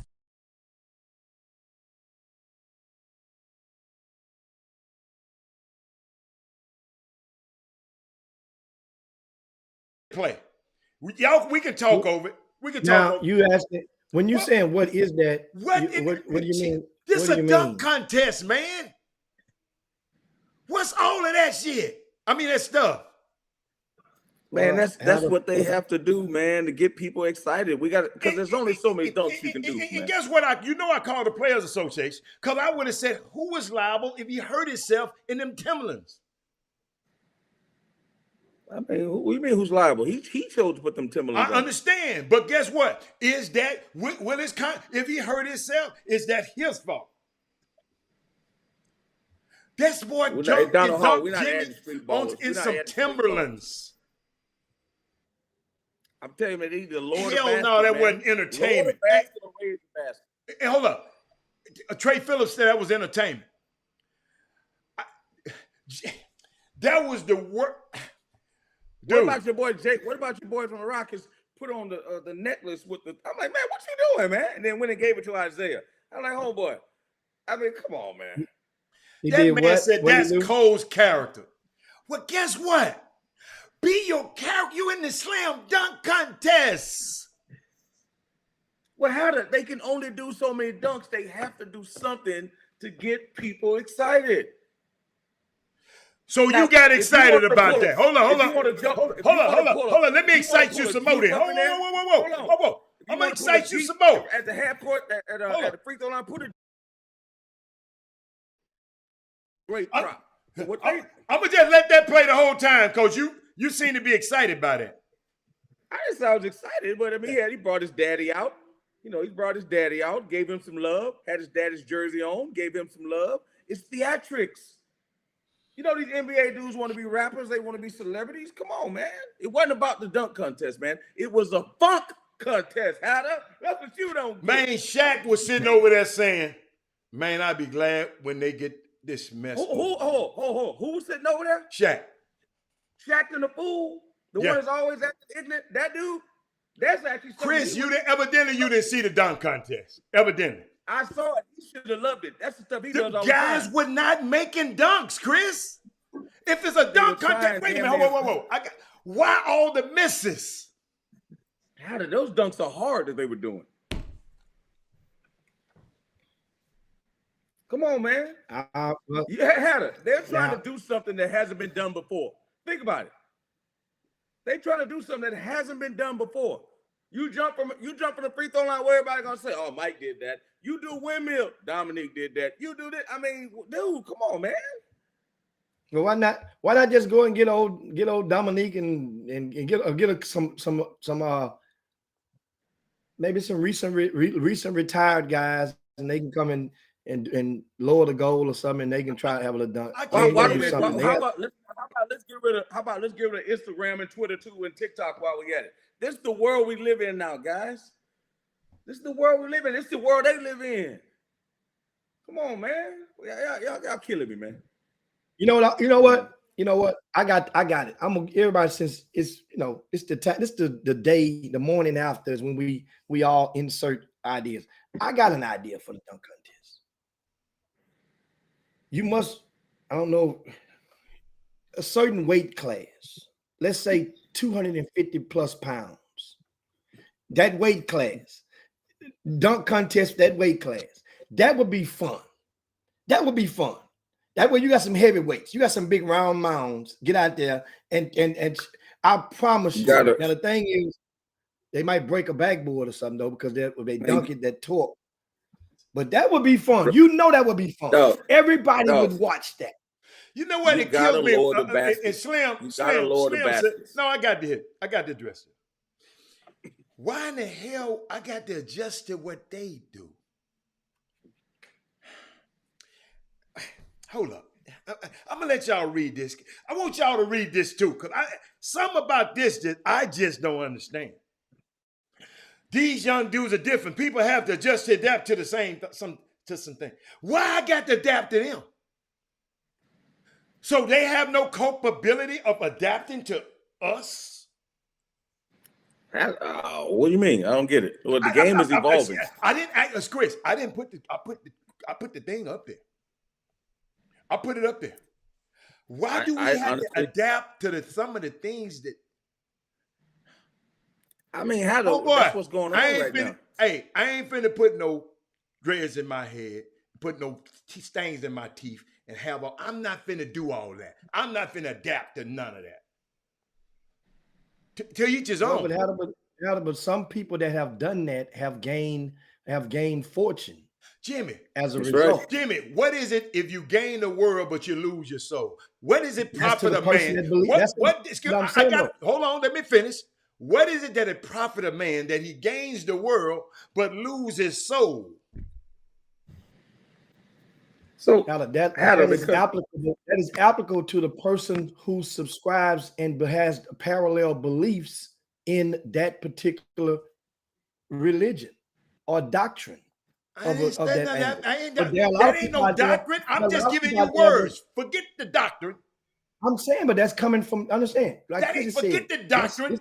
So there's you rather there's an entire society out there that even when we were little, there were some things that we did that older elders did not understand whatsoever. I understand that. So But he telling me I need to conform. Hold on. See, y'all missed the whole damn thing. Y'all so busy to go against what I said, you missed the whole damn thing. He said we got to conform to what they do. We ain't got to conform. Let them do what they do. I ain't got to conform to nothing. Well, if you either not going to conform to it, that means you're going to see more of those theatrics as Chris just described them during this type of stage. That's why you're going to see more of it. You missed it, man. You missed it. You're going. I mean, and I understand it. Think about it. It's the same thing with the tight clothes phase that phased. Oh, we got one on. We got a tight clothes guy on the thing. He 100 years old and around here wearing them tight ass bridges. So yeah, I understand that. Hey, man. I started asking for. Hey, Jimmy, I started to ask for a different size than this. Boy, that don't fit me. I said I look like Chris Walker around this one. I said I need a size bigger than this. So now speaking of the game itself. Yeah, crazy. Steph Curry, 8 3-pointers in the first half, 8 3-pointers in the second half. I think 16 for 27 from 3-point land. 50 points, the record for the most threes in the history of the All-Star game. And you know me, I'm always thinking about stuff. I made this statement before a couple of years ago. And one thing I like about All-Star games is almost like compatible to a lot of these young players out there in high school. Then this time of the year, they all get together on a grassroots team. And that means everybody at their particular high schools were red ants in their respective ant beds. So now you look at these guys get out here, and always, in most cases, the cream will rise to the top. And most of the guys who are the finalists who played last night and are in the conversation of MVP, they all showed up. Most of them showed up. The vast majority of them showed up, meaning in the stat line, meaning in their productivity. Steph Curry, 50. Greek Freak had 30 and 16 or something like that? Yeah, I thought he had something in 12. He had I don't have it in front of me. 24 and 12 or 34 and 12, one or the other. Because he had 30. And then Joel Embiid, he had the same thing, a double-double, 36 and maybe 12. Yeah, 36. Think about it. That's 3 guys. LeBron had a nice point. That was 160 points scored, though. Yeah, but anybody could have scored them. Ja Morant didn't score them. No, he didn't. Cream rises to the top when you put all them guys in the room and put them together. In most cases, cream is going to rise to the top. Then you realize it's levels. It's level. Nah, it's all opportunity. Yeah, okay, but it's All-Star game. Who's playing defense? Everybody has an opportunity. Yeah, but I mean, some of them dudes, they deferred. It was Cleveland, deferred to LeBron, Steph. Like some of them guys, they literally don't take that thing seriously, man. They literally. Okay. You got to be. Okay. You be in a room with them dudes, man. Them dudes ain't really thinking about it like that. A lot of them aren't. Yeah, I understand that. The veterans may not be, Chris. You can't tell me that the young guys that's up and coming, this is a prime stage for you to advance your brand. The young kid from San Antonio, he had a hell of a stat line last night. He's been balling all year. DeJounte Murray. He's been really balling. Does he cut his hair off? What is DeJounte Murray? Yeah. He's been playing ball this year. Now the He thing, also got rid of something else. He also got rid of something else, probably why he Man, balled. don't go there, man. What I do? Whoa. Don't go there. What he got rid of, Chris? Don't go there, Chris. Don't you go there, man. He might have could have saved the quarterback for the Texans. You know what? He might be the reason the quarterback for the Texans ain't the quarterback for the Texans no more. It might be Murray's fault. Because if Murray would have took care of his business. His bank account went way up and his stock went way up when he made that change in his life. Like Michael Jackson say, make that change.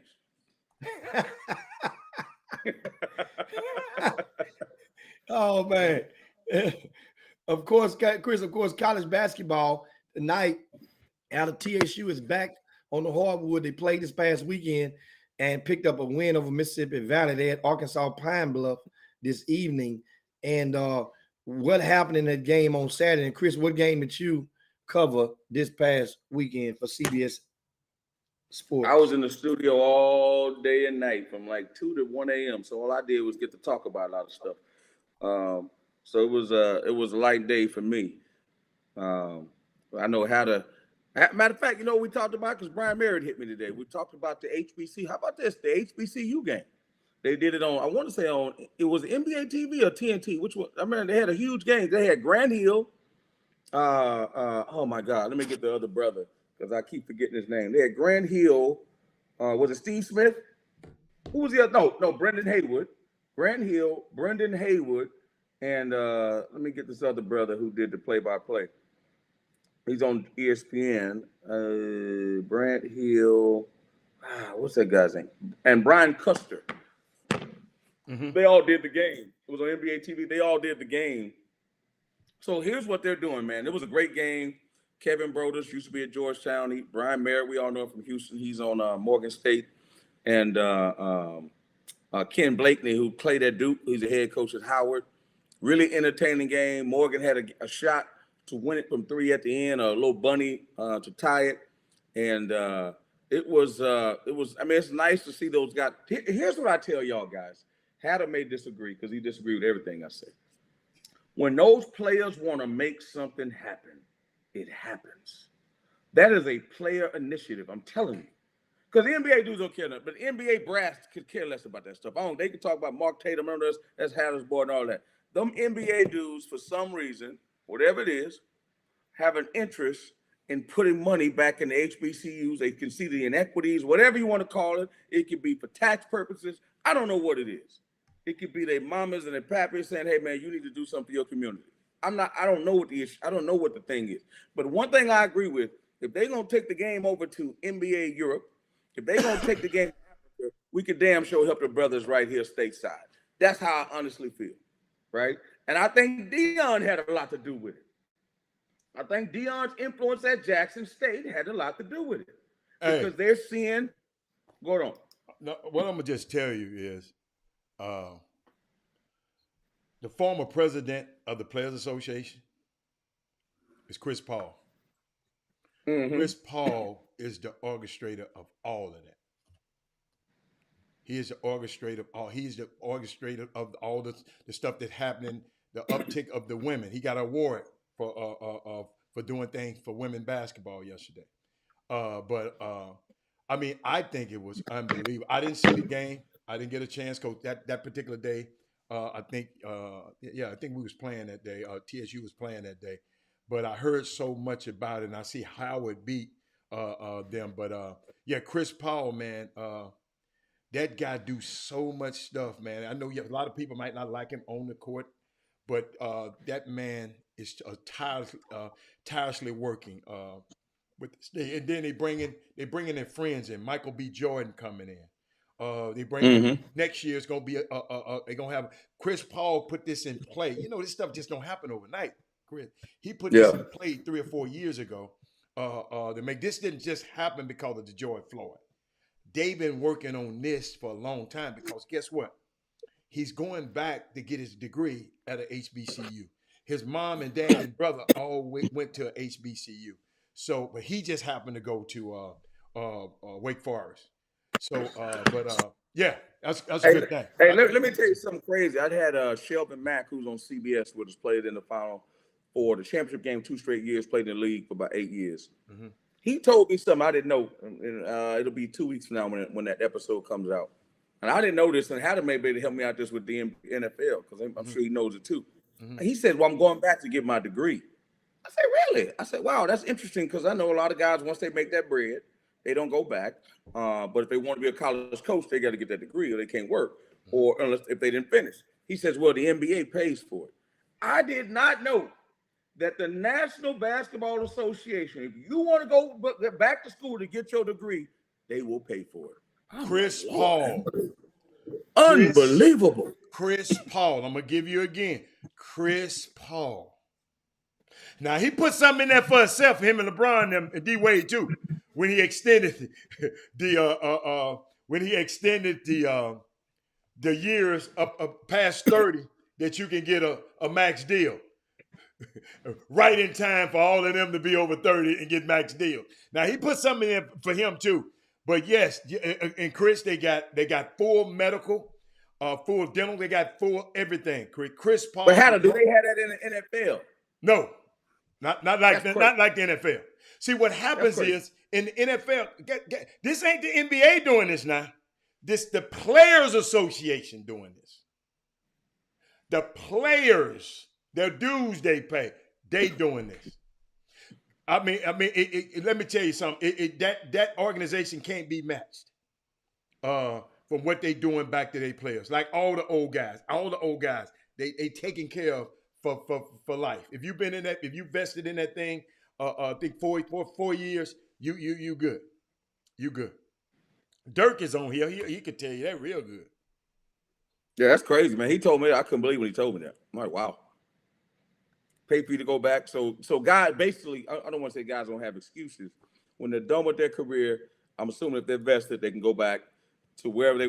The question is, if you didn't go to college like a LeBron, but not that LeBron needs those guys, if they just want to do that, again, it goes back to this overtime. I don't want to get into the overtime elite thing, because I found out I had a real good conversation with some folks about overtime elite. And I'm going to tell you something. That arena they got, Jimmy, oh my goodness. Jimmy been there. That thing crazy. Look like a video game. And I'm gonna say it again. What we're gonna have to. It's like the pandemic and the vaccine. Everybody's saying, well, in 5 years, everybody gonna have cancer. Well, guess what? That may happen, but I'm not gonna get it right now. I'm gonna make sure I'm okay. With the overtime thing, them people saying you can say whatever you want. Man, they're gonna do this to these kids, and they gonna not go to go to school. They're gonna get that bread right now. Y'all can say whatever y'all want. They're going after that bread right now. And they'll figure the other part out later. And so that's a whole nother conversation about overtime elite, OTE. But I was like, okay, there were some things that were like, no, okay, well, let's talk through this, let's talk through that. And I wasn't completely happy with the end result. But at the end of the day, they're making choices. Families are making choices. That's what they're doing.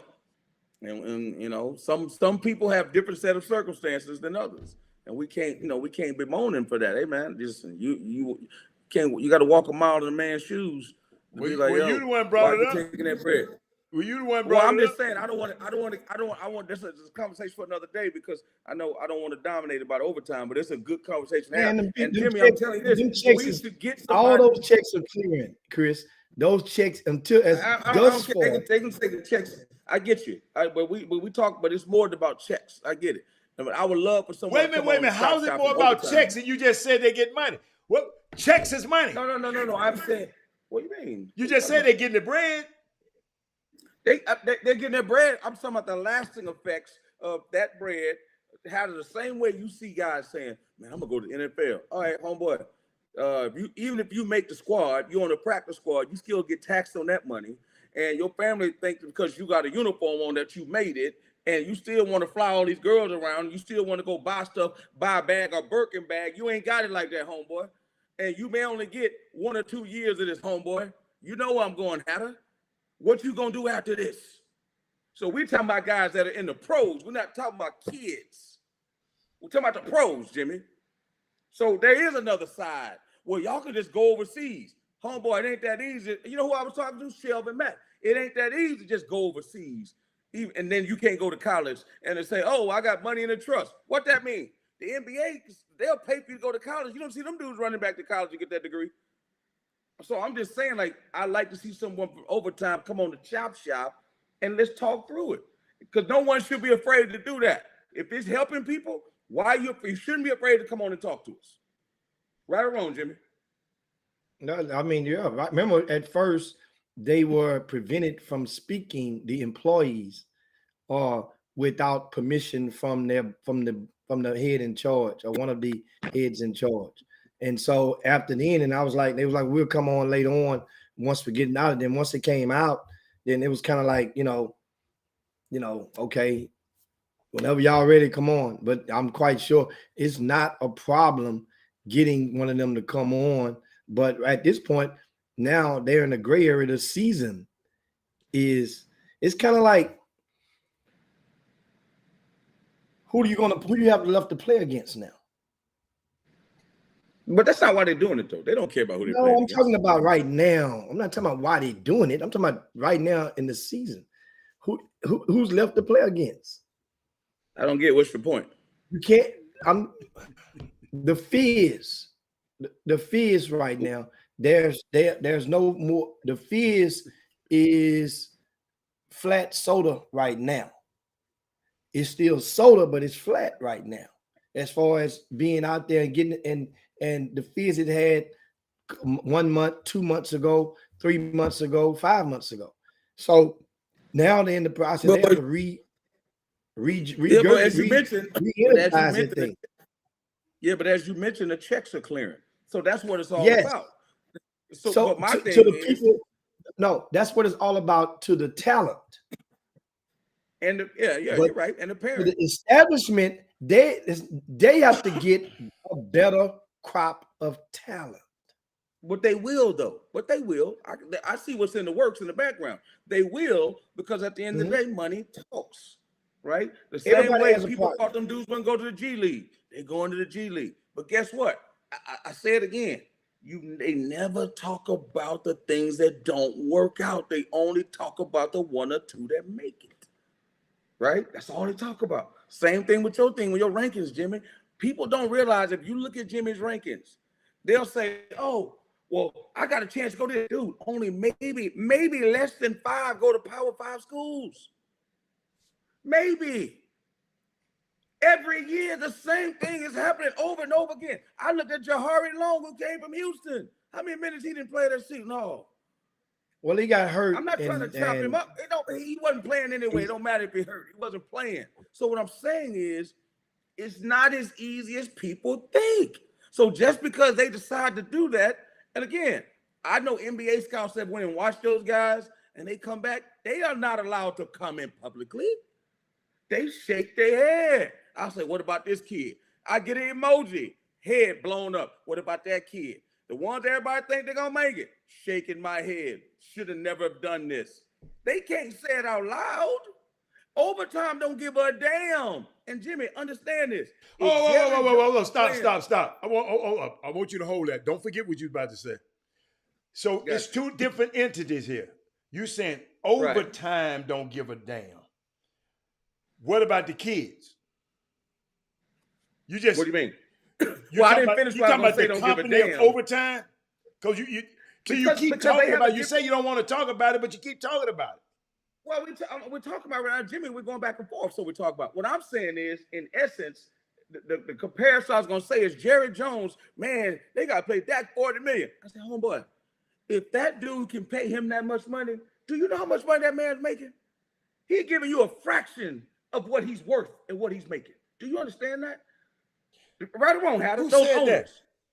What I'm saying is overtime. Listen to me. What they saying about overtime, man, they getting all that bread, homeboy.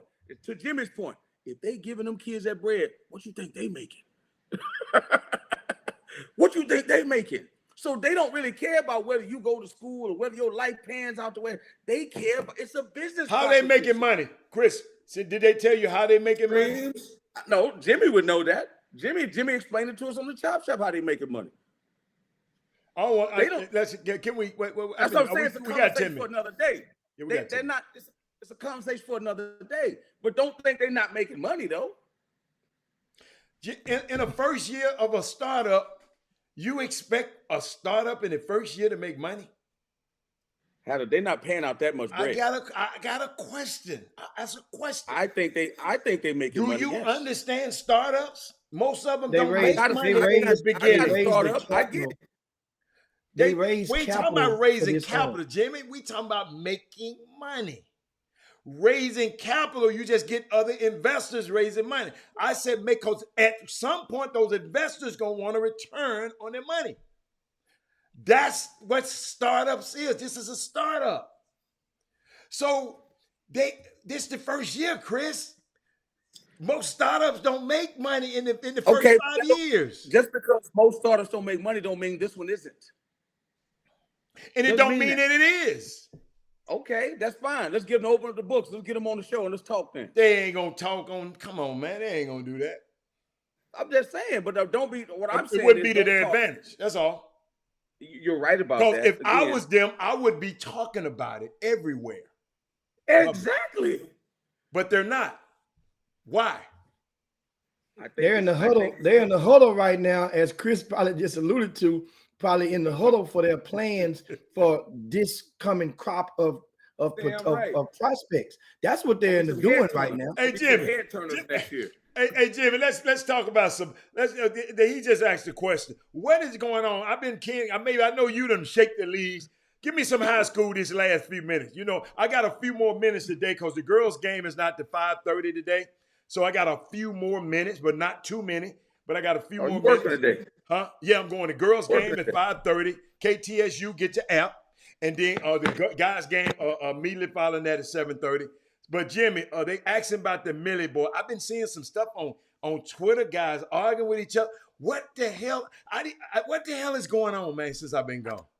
Well, of course, I missed the part. I just saw a screenshot. I think Doug Jones and Jeffrey Day had informed me that some guys that were bickering on social media. But that's a day in life of today's culture of basketball. That's the nucleus or that spawned that conversation was one of the young top talents around Greater Houston, Chemo Melinder. He had played in a game last week where he fouled out of the game. And according to my leaves on the trees, that after he had fouled out, sitting on the bench, then something happened in the game where some little tension, and he left the bench and went on to the court. So, and that caused that was the situation at question. So he got quote unquote ejected, had to go to the locker room immediately after that. And now in the aftermath, it was determined a day or two later that this young man could possibly would have to miss the next game, which happens to be the first round of the playoffs. And the first round of the playoffs for Clearbrook, they lost that game, mind you. They lost that particular game, a district game.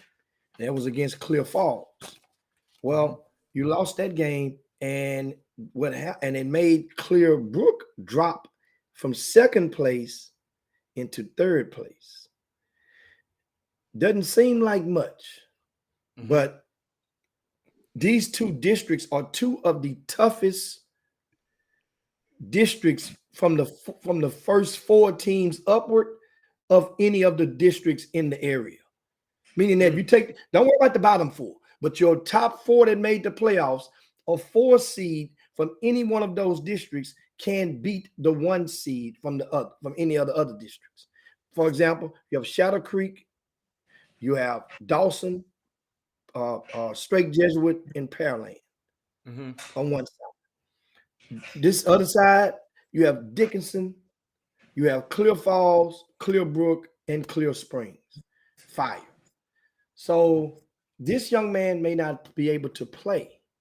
So That's huge for Clearbrook, who a team that we on RCS Sports just a month within the past month, we had them ranked number 1 in the area. They proceeded to lose 4 district games after that. They were number 1 in the area.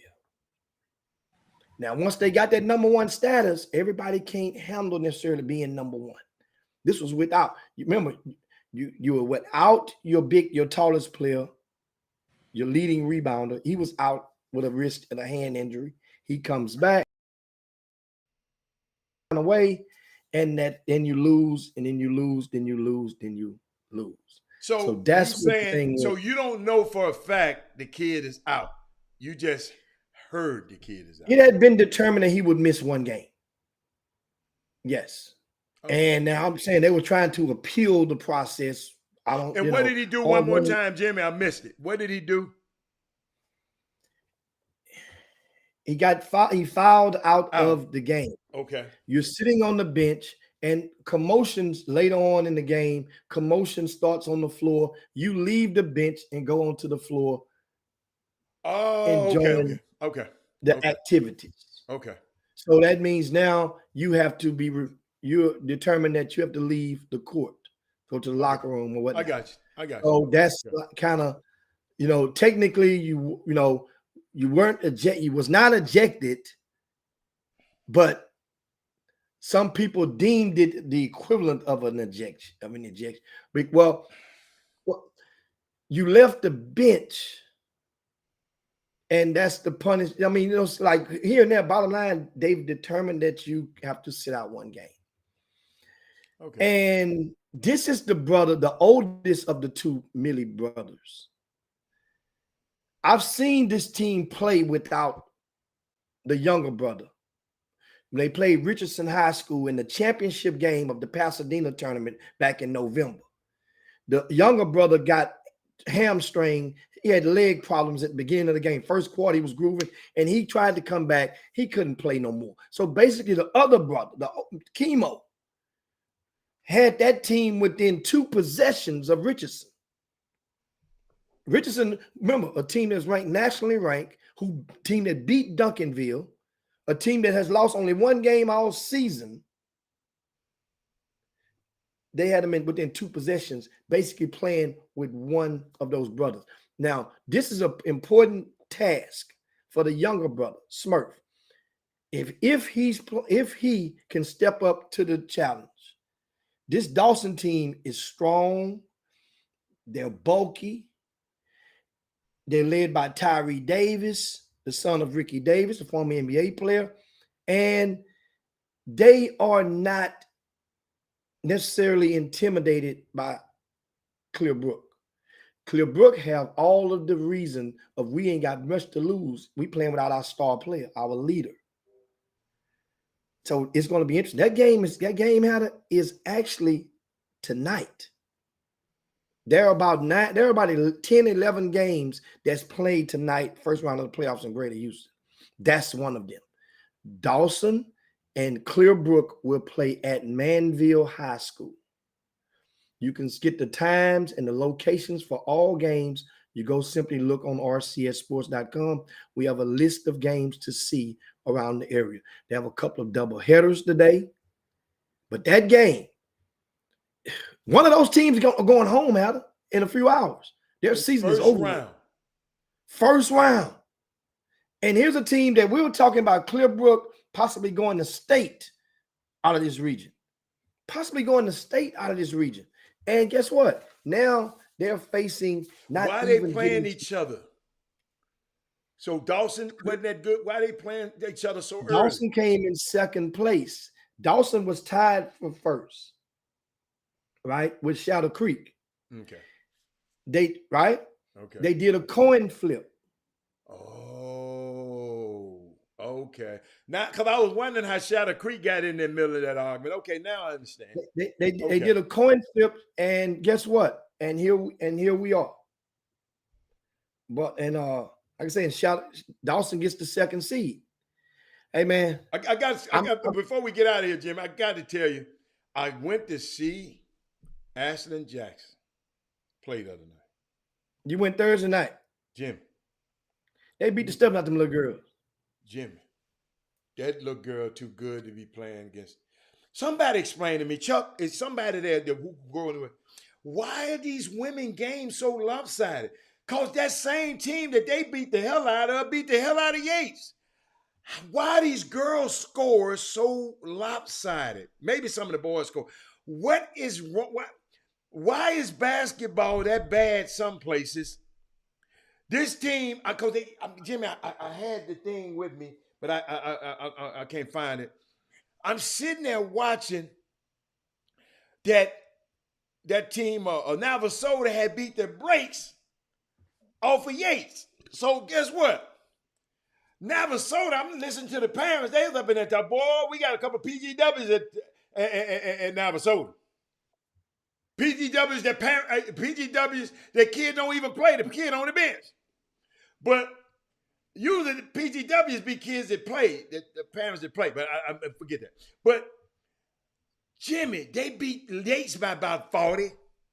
And then they come and get beat by 40. How is it? Somebody help me. And this girl is just too good, man. For you, if I just drop you in from Mars and you ain't just first girl basketball, you would say that girl there is the monster and the rest of them girls. And Jimmy, she got a good team. Them little girls she was talking about, Molly Beavers and the Sneed girl, Jimmy, they are good as advertised.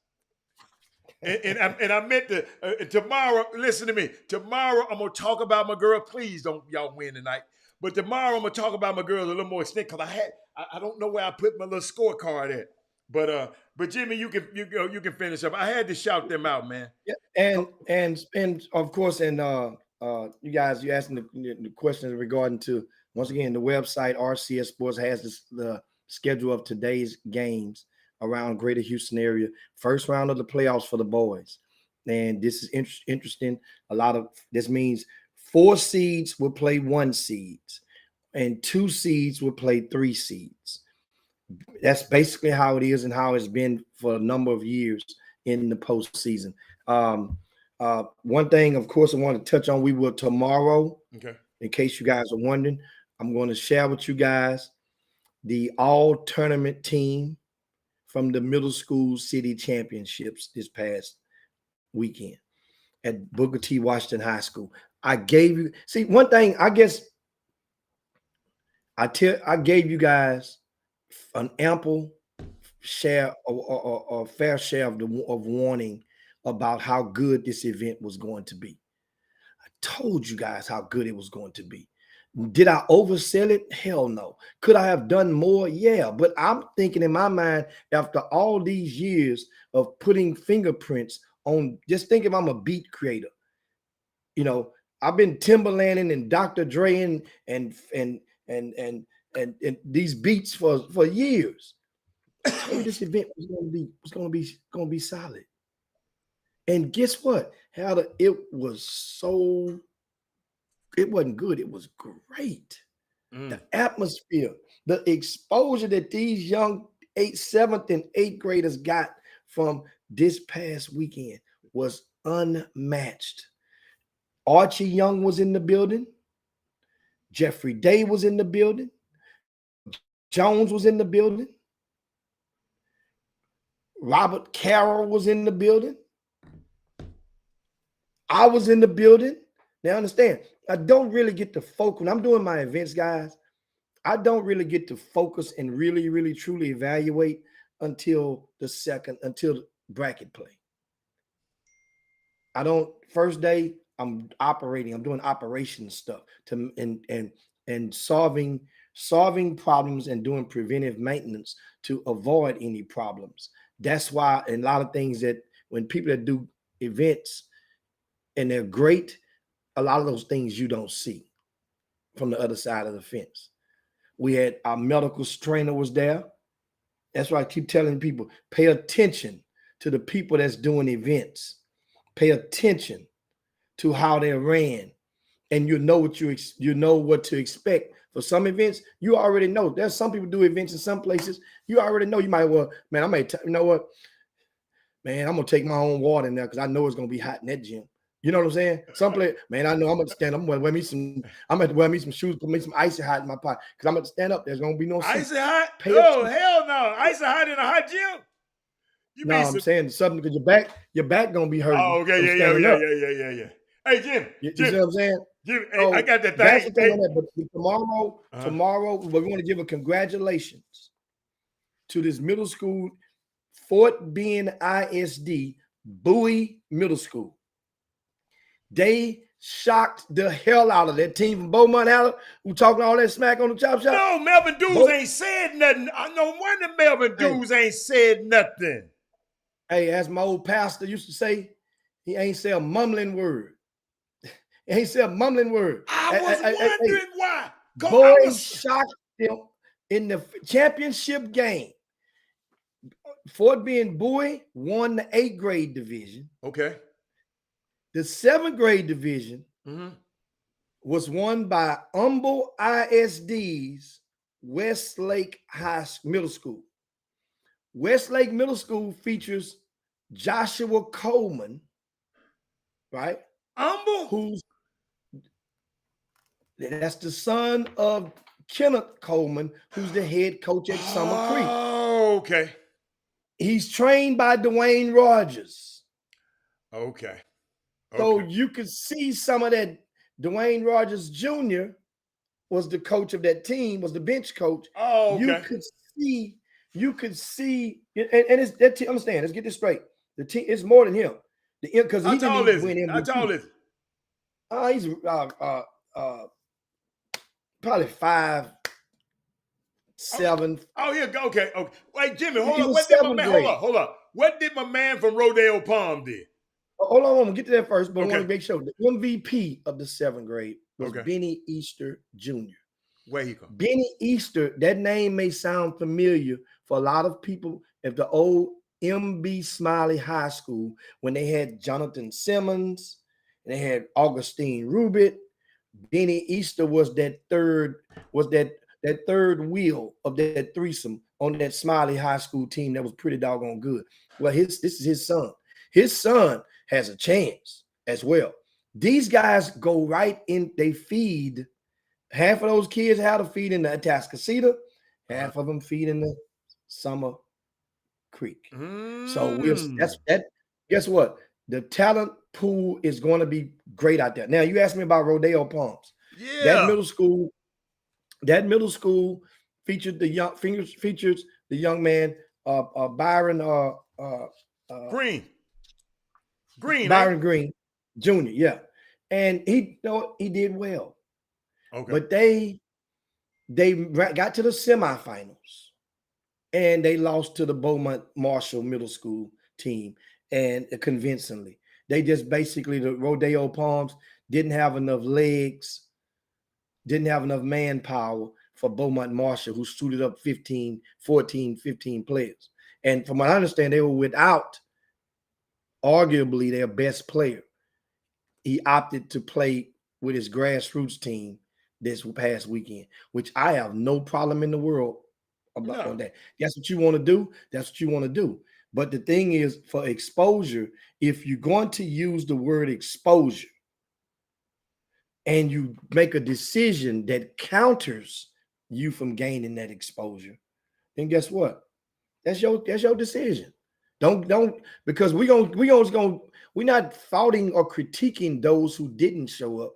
We just gonna shower the hell out of some love and appreciation on those who did. Hold up, who is Garrett they talking about? That's the kid who did not play, did not suit up the weekend. So he like they Stephon Curry. Mr. Dew said, if Steph Curry is not with Golden State, they're going to lose. So Garrett is not there. Okay, all right. Elijah Garrett. Okay, all right. I'm gonna look for old Elijah.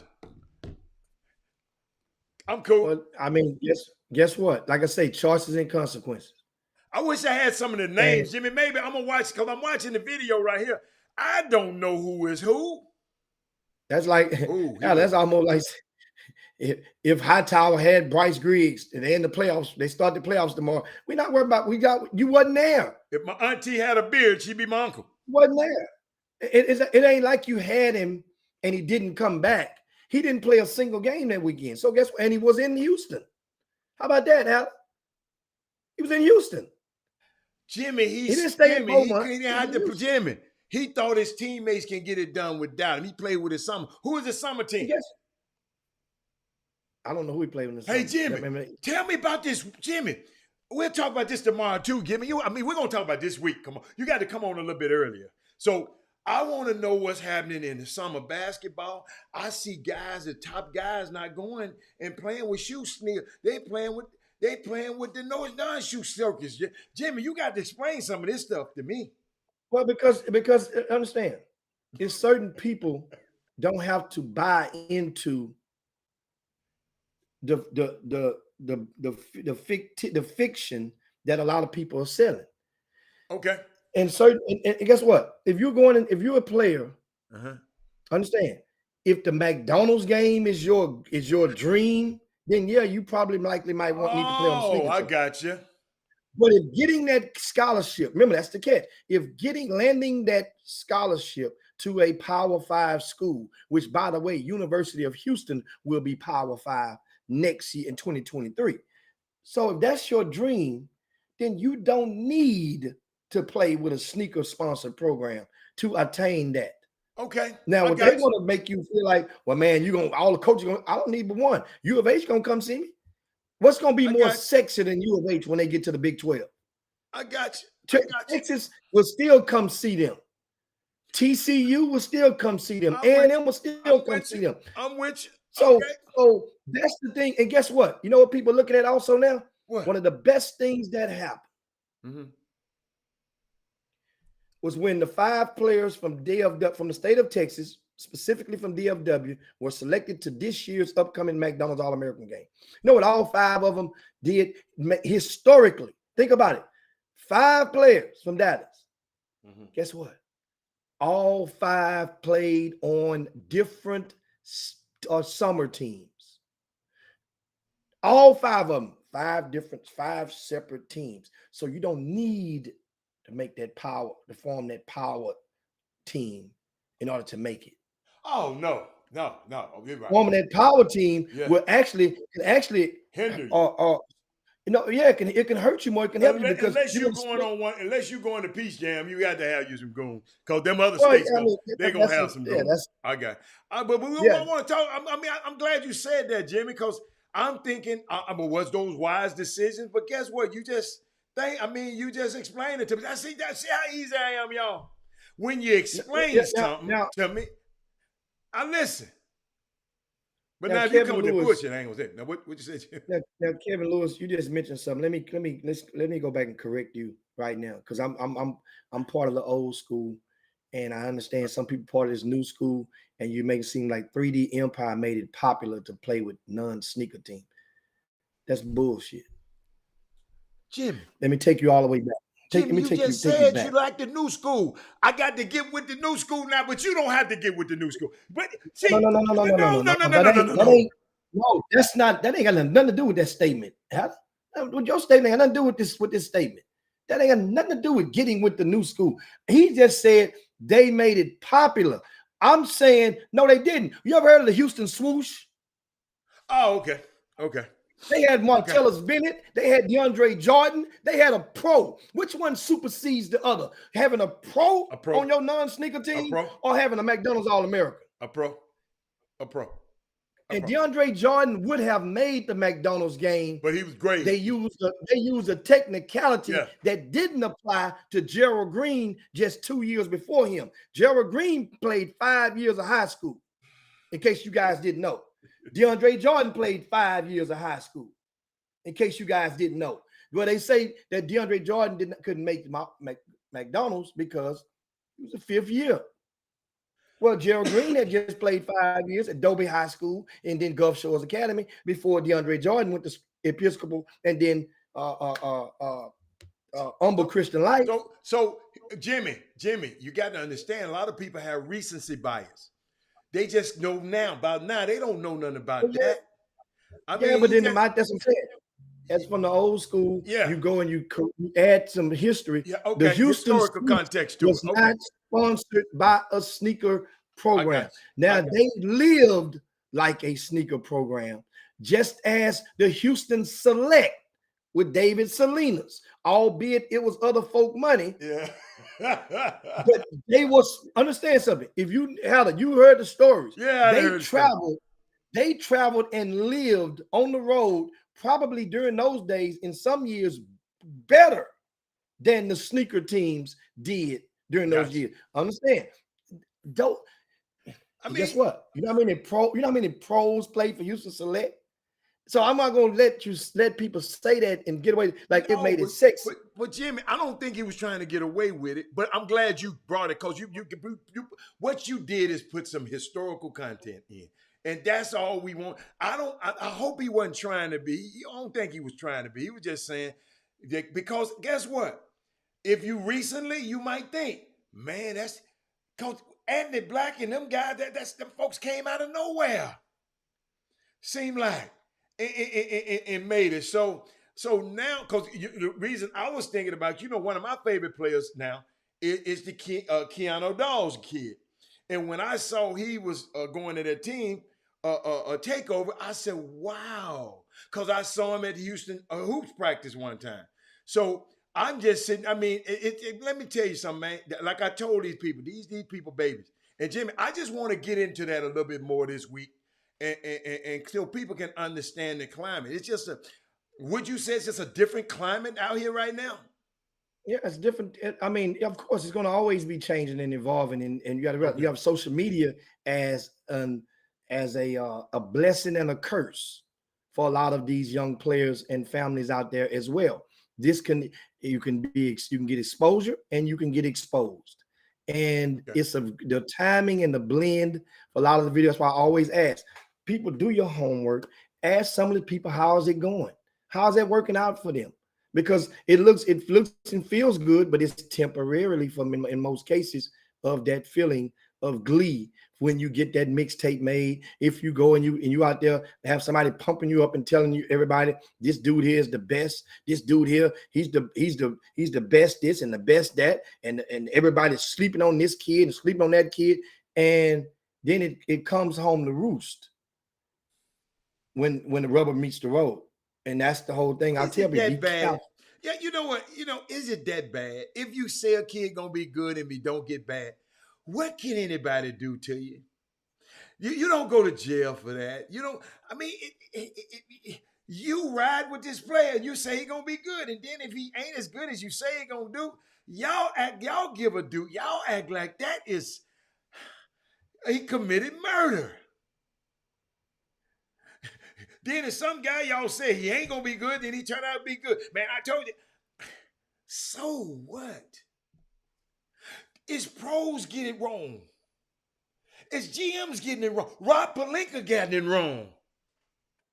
He getting it so wrong that his own player talking about other GMs right there while he's sitting in this stand. So, y'all, I mean, this summer basketball, it just killed me. What does it hurt if he wrong? If Ivan Petty, what does it hurt? It doesn't hurt when you're wrong. But what a lot of people do is, in the midst of you attempting to get it right, you're basically, some people out there are basically challenging and taking on an opposing stance that this other person who says it and eventually gets it right, that person don't know what he's talking about. That person he's wrong, and just watch and see. Like Paul Moreno just told me I was wrong. Yeah, I got you. Keep going. I got you. I don't. I mean, no, you weren't on the show. I'm wrong about my opinion. See, that's what kills me with people. Just because we don't think by your limited in your box, that don't mean I'm wrong. That just means I'm not thinking the way you think. And Jimmy, that's the world you live in. I'm glad I don't live in that world. Because y'all it's a certain one-upsman. I'm a one-up him. I'm a one-up him. I'm a one-up him. Man, when you dealing with these kids, when you dealing, think about this. They got a kid that's tearing the league up, Desmond Baines, right now. And everybody talking about how everybody got it wrong. Well, Desmond Baines wasn't that damn good at SMU. He was good, but he wasn't that damn good. But Who that? Desmond Baines. You know, he's so good now with Memphis. But he was a second round or whatever, so 29th, whatever pick he was. And people come out, well, they got it wrong. No. What is wrong with people just wanting to get everything right? We got a guy keep talking about he done told somebody about something happened 3 years ago. Man, I don't remember that bullshit. I don't care about what happened 3 years ago. You didn't talk to me. I didn't know you 3 years ago. And it kills me when people want to be so right here in this business. I don't understand it. Oh, TCU? Okay, I keep thinking because Kendrick Davis at SMU and they played together at TCU. TCU then. TCU. Oh my God, they can't wait. TCU. Yeah, I know it was 3 letters. SMU, TCU. I don't have to remember. But guess what? I'm sitting here, and Jimmy, you just said it's just in y'all's sphere. When somebody gets something wrong, and I think it's you take it personal, Jimmy, because people done told you so many years, man, you a baseball player. Dude, we done already gave you and told you, dude, you doing this shit for this long, you've been doing this stuff, you've been getting this thing right, you're going to get something wrong. I mean, I hope one day you just let that go and say, man, okay. I mean, but guess what? You done got a lot of them right. You done did something that these guys ain't done. You done wrote a magazine. But a lot of them dudes ain't got a lot of them right, Hal. That's what the problem is. But guess what? So what? A lot of them ain't got. So guess what? If they keep living, Jimmy, it'll average out. If they keep living, notice I can't keep living because we don't know with this crazy stuff happen. It will average out, man. So, guess what? Who gets a trophy for getting all of them right? It ain't no trophy. No. But what happens? Understand something. The more you get right, the more opportunity is there for your advancement in a career in the sport. There's a spot for those who get a lot of them right. If it wasn't for my criminal history, I would be able to advance in this sport a long time ago. But I'm just telling you.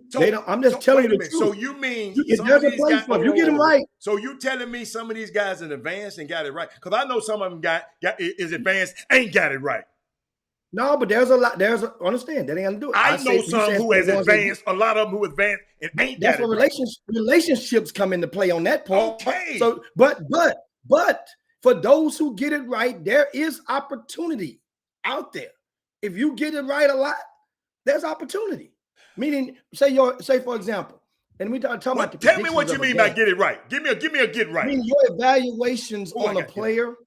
If your evaluation on a particular player and you have NBA teams that subscribe to your service and your evaluations are helpful and spot on because now you have it's money at stake on how much money they're willing to invest in some of these players. Say you go and you see this guy, he does this, and it's right spot on. The person that got the juice is this person. This person, he does this. Now check it out. Make sure you check on this because he go to the flaws in it. And guess what? If your evaluations can help another person get a pay raise, then you getting it right. They're using your intel. Then there's an opportunity. When the spot open, we need this boy aboard. We need to get him aboard. And that's what happens. So how many years it happen? You got to get it right. Because how many years? I mean, it's no timetable on that, Hal. There's no timetable on that as far as how many years. But I'm telling you, it happens. Don't get it twisted now. Favor ain't fair. I understand. But if you get them right, people take notice. And that's how you can become popular. But people also notice when you get them wrong. Because you get them wrong, guess what happens? For example, how you get it wrong. if you're a Division I coach, and I'm telling you right now, there's 3 or 4 players in Houston that's unsigned that could play for you right now. You need to come and look at these kids. Right. These are for sure Division I players. Okay. I'm telling you. I got you. Come on down H-Town, man. I got you. I'm gonna pick you from the airport, take you to see this kid. You gonna see the kid, and you like, what the hell does this dude just tell me to come see? This is garbage. Dude can't play. Our walk-on's better than this dude. So then you go see another second kid, average at best. Dude can't get me no raise. Go see the third kid.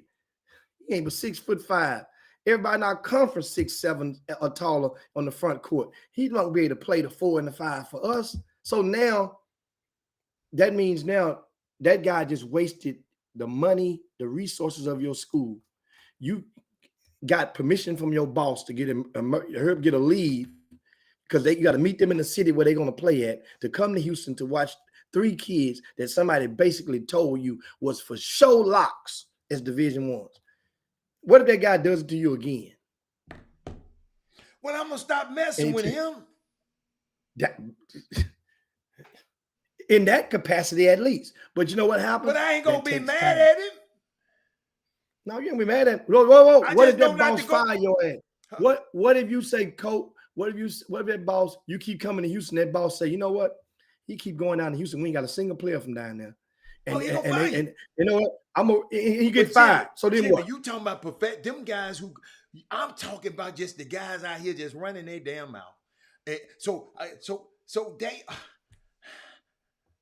I mean, I just don't understand it, man. I just don't understand it. Maybe I got to get some more understanding of it, because I know some guys that got jobs, right? Just got jobs with these, and I know they've been wrong a million damn times. But guess what? I guess somebody like them. You know, so sometimes it's just you just got to be around a person who like you. I just don't down nobody. Like all of those guys who I disagreed with, because I said, to me personally, when I saw Quentin Grimes, I said, I don't know what y'all looking at, but he looked like a pro to me. But some guys were talking crazy. He did this. I remember that. So, and I said, okay. And I'm just trying to say, what are you looking at? And then you told me it's some other personal stuff going on with it. And so sometimes you can't even believe these guys who say this stuff, because they take stuff personal against some of the people who are around the kids. They take it personal. I can't say nothing. Man, it's some players that I have never spoken to in my entire life. And NBA GMs called me and asked me this year, I want to know, is my scout got this right? How good is this guy? What kind of player he is, Rob? See, these dudes don't understand. They got guys coming behind checking their ass now. I'm telling you, Jimmy, all your scout friends. They asking me questions, said, Robert, tell me about this kid. And all the kids from Houston area. And you know what? Mm-hmm. You know what would make you do that? That's a good point, Jimmy. But Jimmy, these guys are closer to me, so maybe they just saying, Robert, but they didn't do it at the same rate. They didn't do it at the same rate in the past. In the past, did they do it at the same rate? Did they ask you at the same rate? No, they didn't. Why are they asking for you to ask that question? Yeah. That means it's costing you time. They could be talking about a whole lot of other things. Yeah. They trying to that involves their workspace. For them to ask you that means they're not sure, are they doubling down in ensuring that the intel that they have is on the one. That's basically what's going on. Because they know why? It's so many people out there that's feeding those guys fictitious and bloated. But Jimmy, I think, no. And I hate to say this. I got to say this. I just think he just wanted to ask me something. Maybe he just wanted to ask. See, I don't want to think that bad. I'm not trying, contrary to what people think, I'm not trying to use this platform to hurt or denigrate nobody. I'm just saying the guys ask. I never forget when the people called me and asked me about Kelly Oubre. How many years ago that been? They said, Robert, what do you think about it? And guess what? That was 9 years ago. Yeah. So I'm sitting here saying, y'all, we just got, all I'm saying is, man, and I don't know some of these players, but I know of them. And guess what I do, man? I just give I'm never, a guy from Houston, I'm going to always fix my words to say, Coach, hey, get him in a camp and watch what happens. And Jimmy, when I say it like that, he can go up there and stank up. All I told him to do is get him in a camp and watch what happens. Hey, Jimmy, he can go up there and stank. Because you never know how nobody gonna react when they go to the summer league.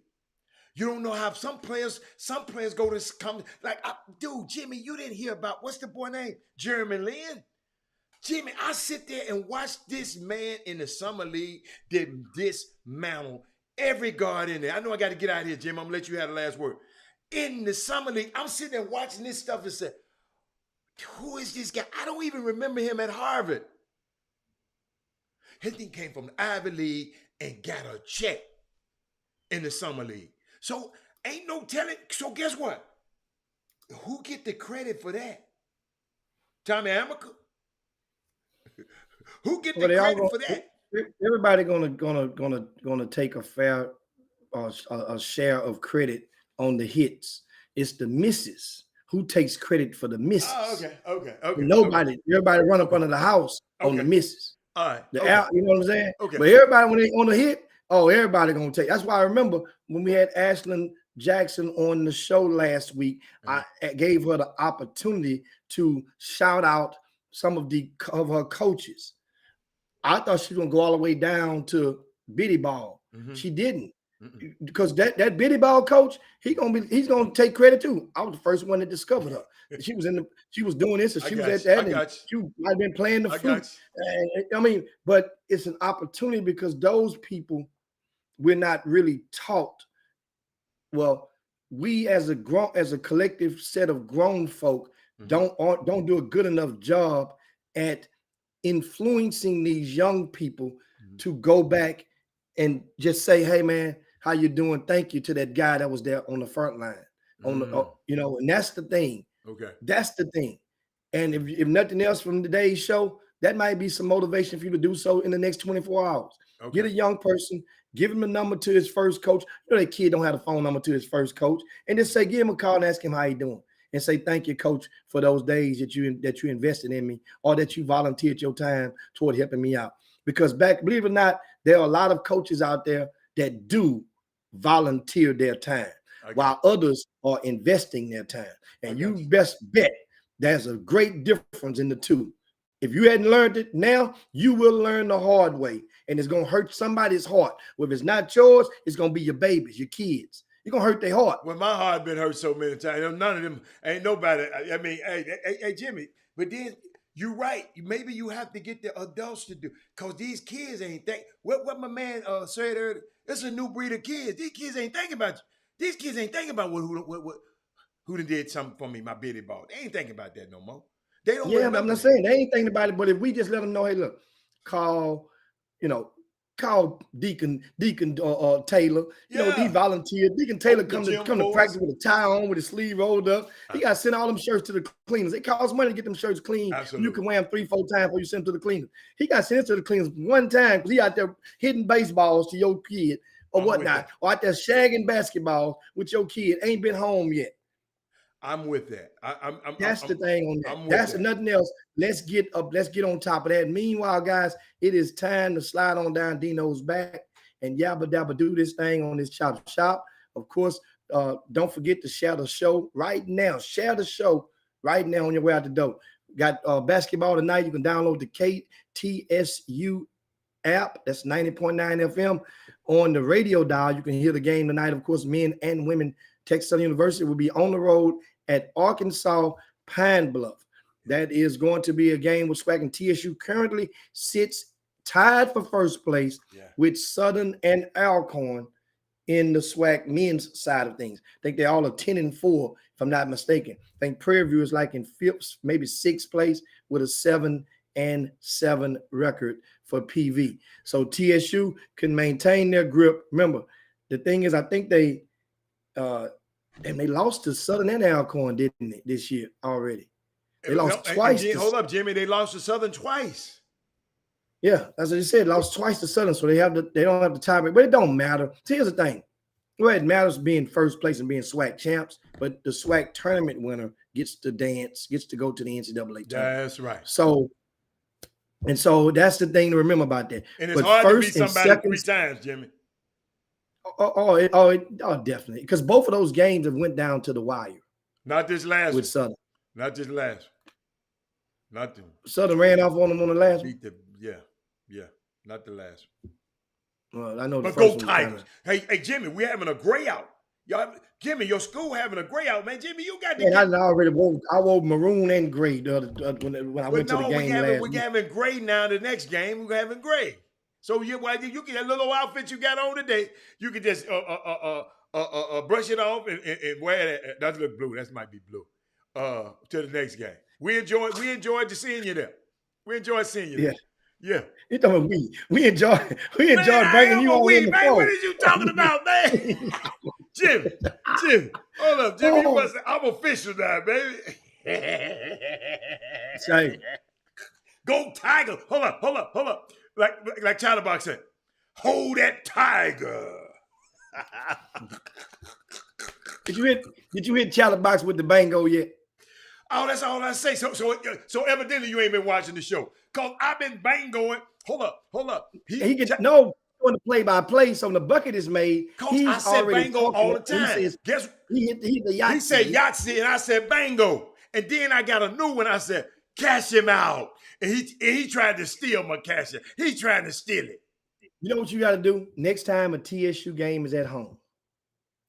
And because you have to let the fans see that culture of TSU Tiger basketball whenever an opposing player picks up the 5th foul. Ooh. What the crowd does, what the band does, what the fans do, and it is historical. What they do to them. And it's really, really good fun. Jim, do you know, Coach, Jimmy, the AD had to modify. They had to stop it for a while. Because the kids were going crazy, coming out the stands, messing with the play. They had to modify it a little bit, man. They took it. You know, if you give them a rope, they Does take it. Anybody have a video of that? Send an email to chopshophtx@gmail.com Got to get it. So that we can put that on the screen. That I know it has to be out there somewhere. That crowd, and then a kid from Jimmy, they be talking about, go sit down. Go sit down. Go, in other words, go set your, when you find out, I'm getting it. Hey, somebody gonna get that to me today. Somebody send that to chopshophtx. Somebody has that video of anyone of those, and don't know what? What? When Prairie View comes to town for the second game, that's gonna be Jim. It's on YouTube. They say it's on YouTube. I'm gonna find tomorrow. It somewhere. We're gonna show that thing to you guys. Y'all, it's gonna be hysterical. Whenever because it's strength in numbers. So when you have a good, decent crowd. And they're chanting that, making that chant on that 5th foul. And that young man got to go. You're already frustrated. It ain't, and it's not the one left, right. It ain't that. No. It ain't that. No. This is some unique. You can dance with it. Jimmy, you can dance with it. I mean, you no. They do dance with it. They do dance with it. The band, the cheerleaders, the majorettes. I mean, I'm surprised you and Chad ain't get up and start waving with your hands with. Even Kevin Allen got out there and did the stanky leg one time with him. I ain't never seen that one. I better not catch Kevin out there. But anyway, guys, it is time to get on up out of here. We'll see you guys on tomorrow. Hey, man, you make sure you spread the word about the Chop Shop so we can continue to modify our social media footprint out there. Go to the website, rcsports.com, and check out the list of games, playoff games, taking place today around the area. Doubleheader, Yates and Booker T. Washington at Roundel High School. You can check that out and a lot more. But meanwhile, for Robert Haller, of course, Chris Walker is going to work. See you guys. It's Jim Hicks. We got some stuff for you guys to know. Go sit down. That's it. That's it. Y'all get up out of here. Peace. Be up out of here. Chop, chop.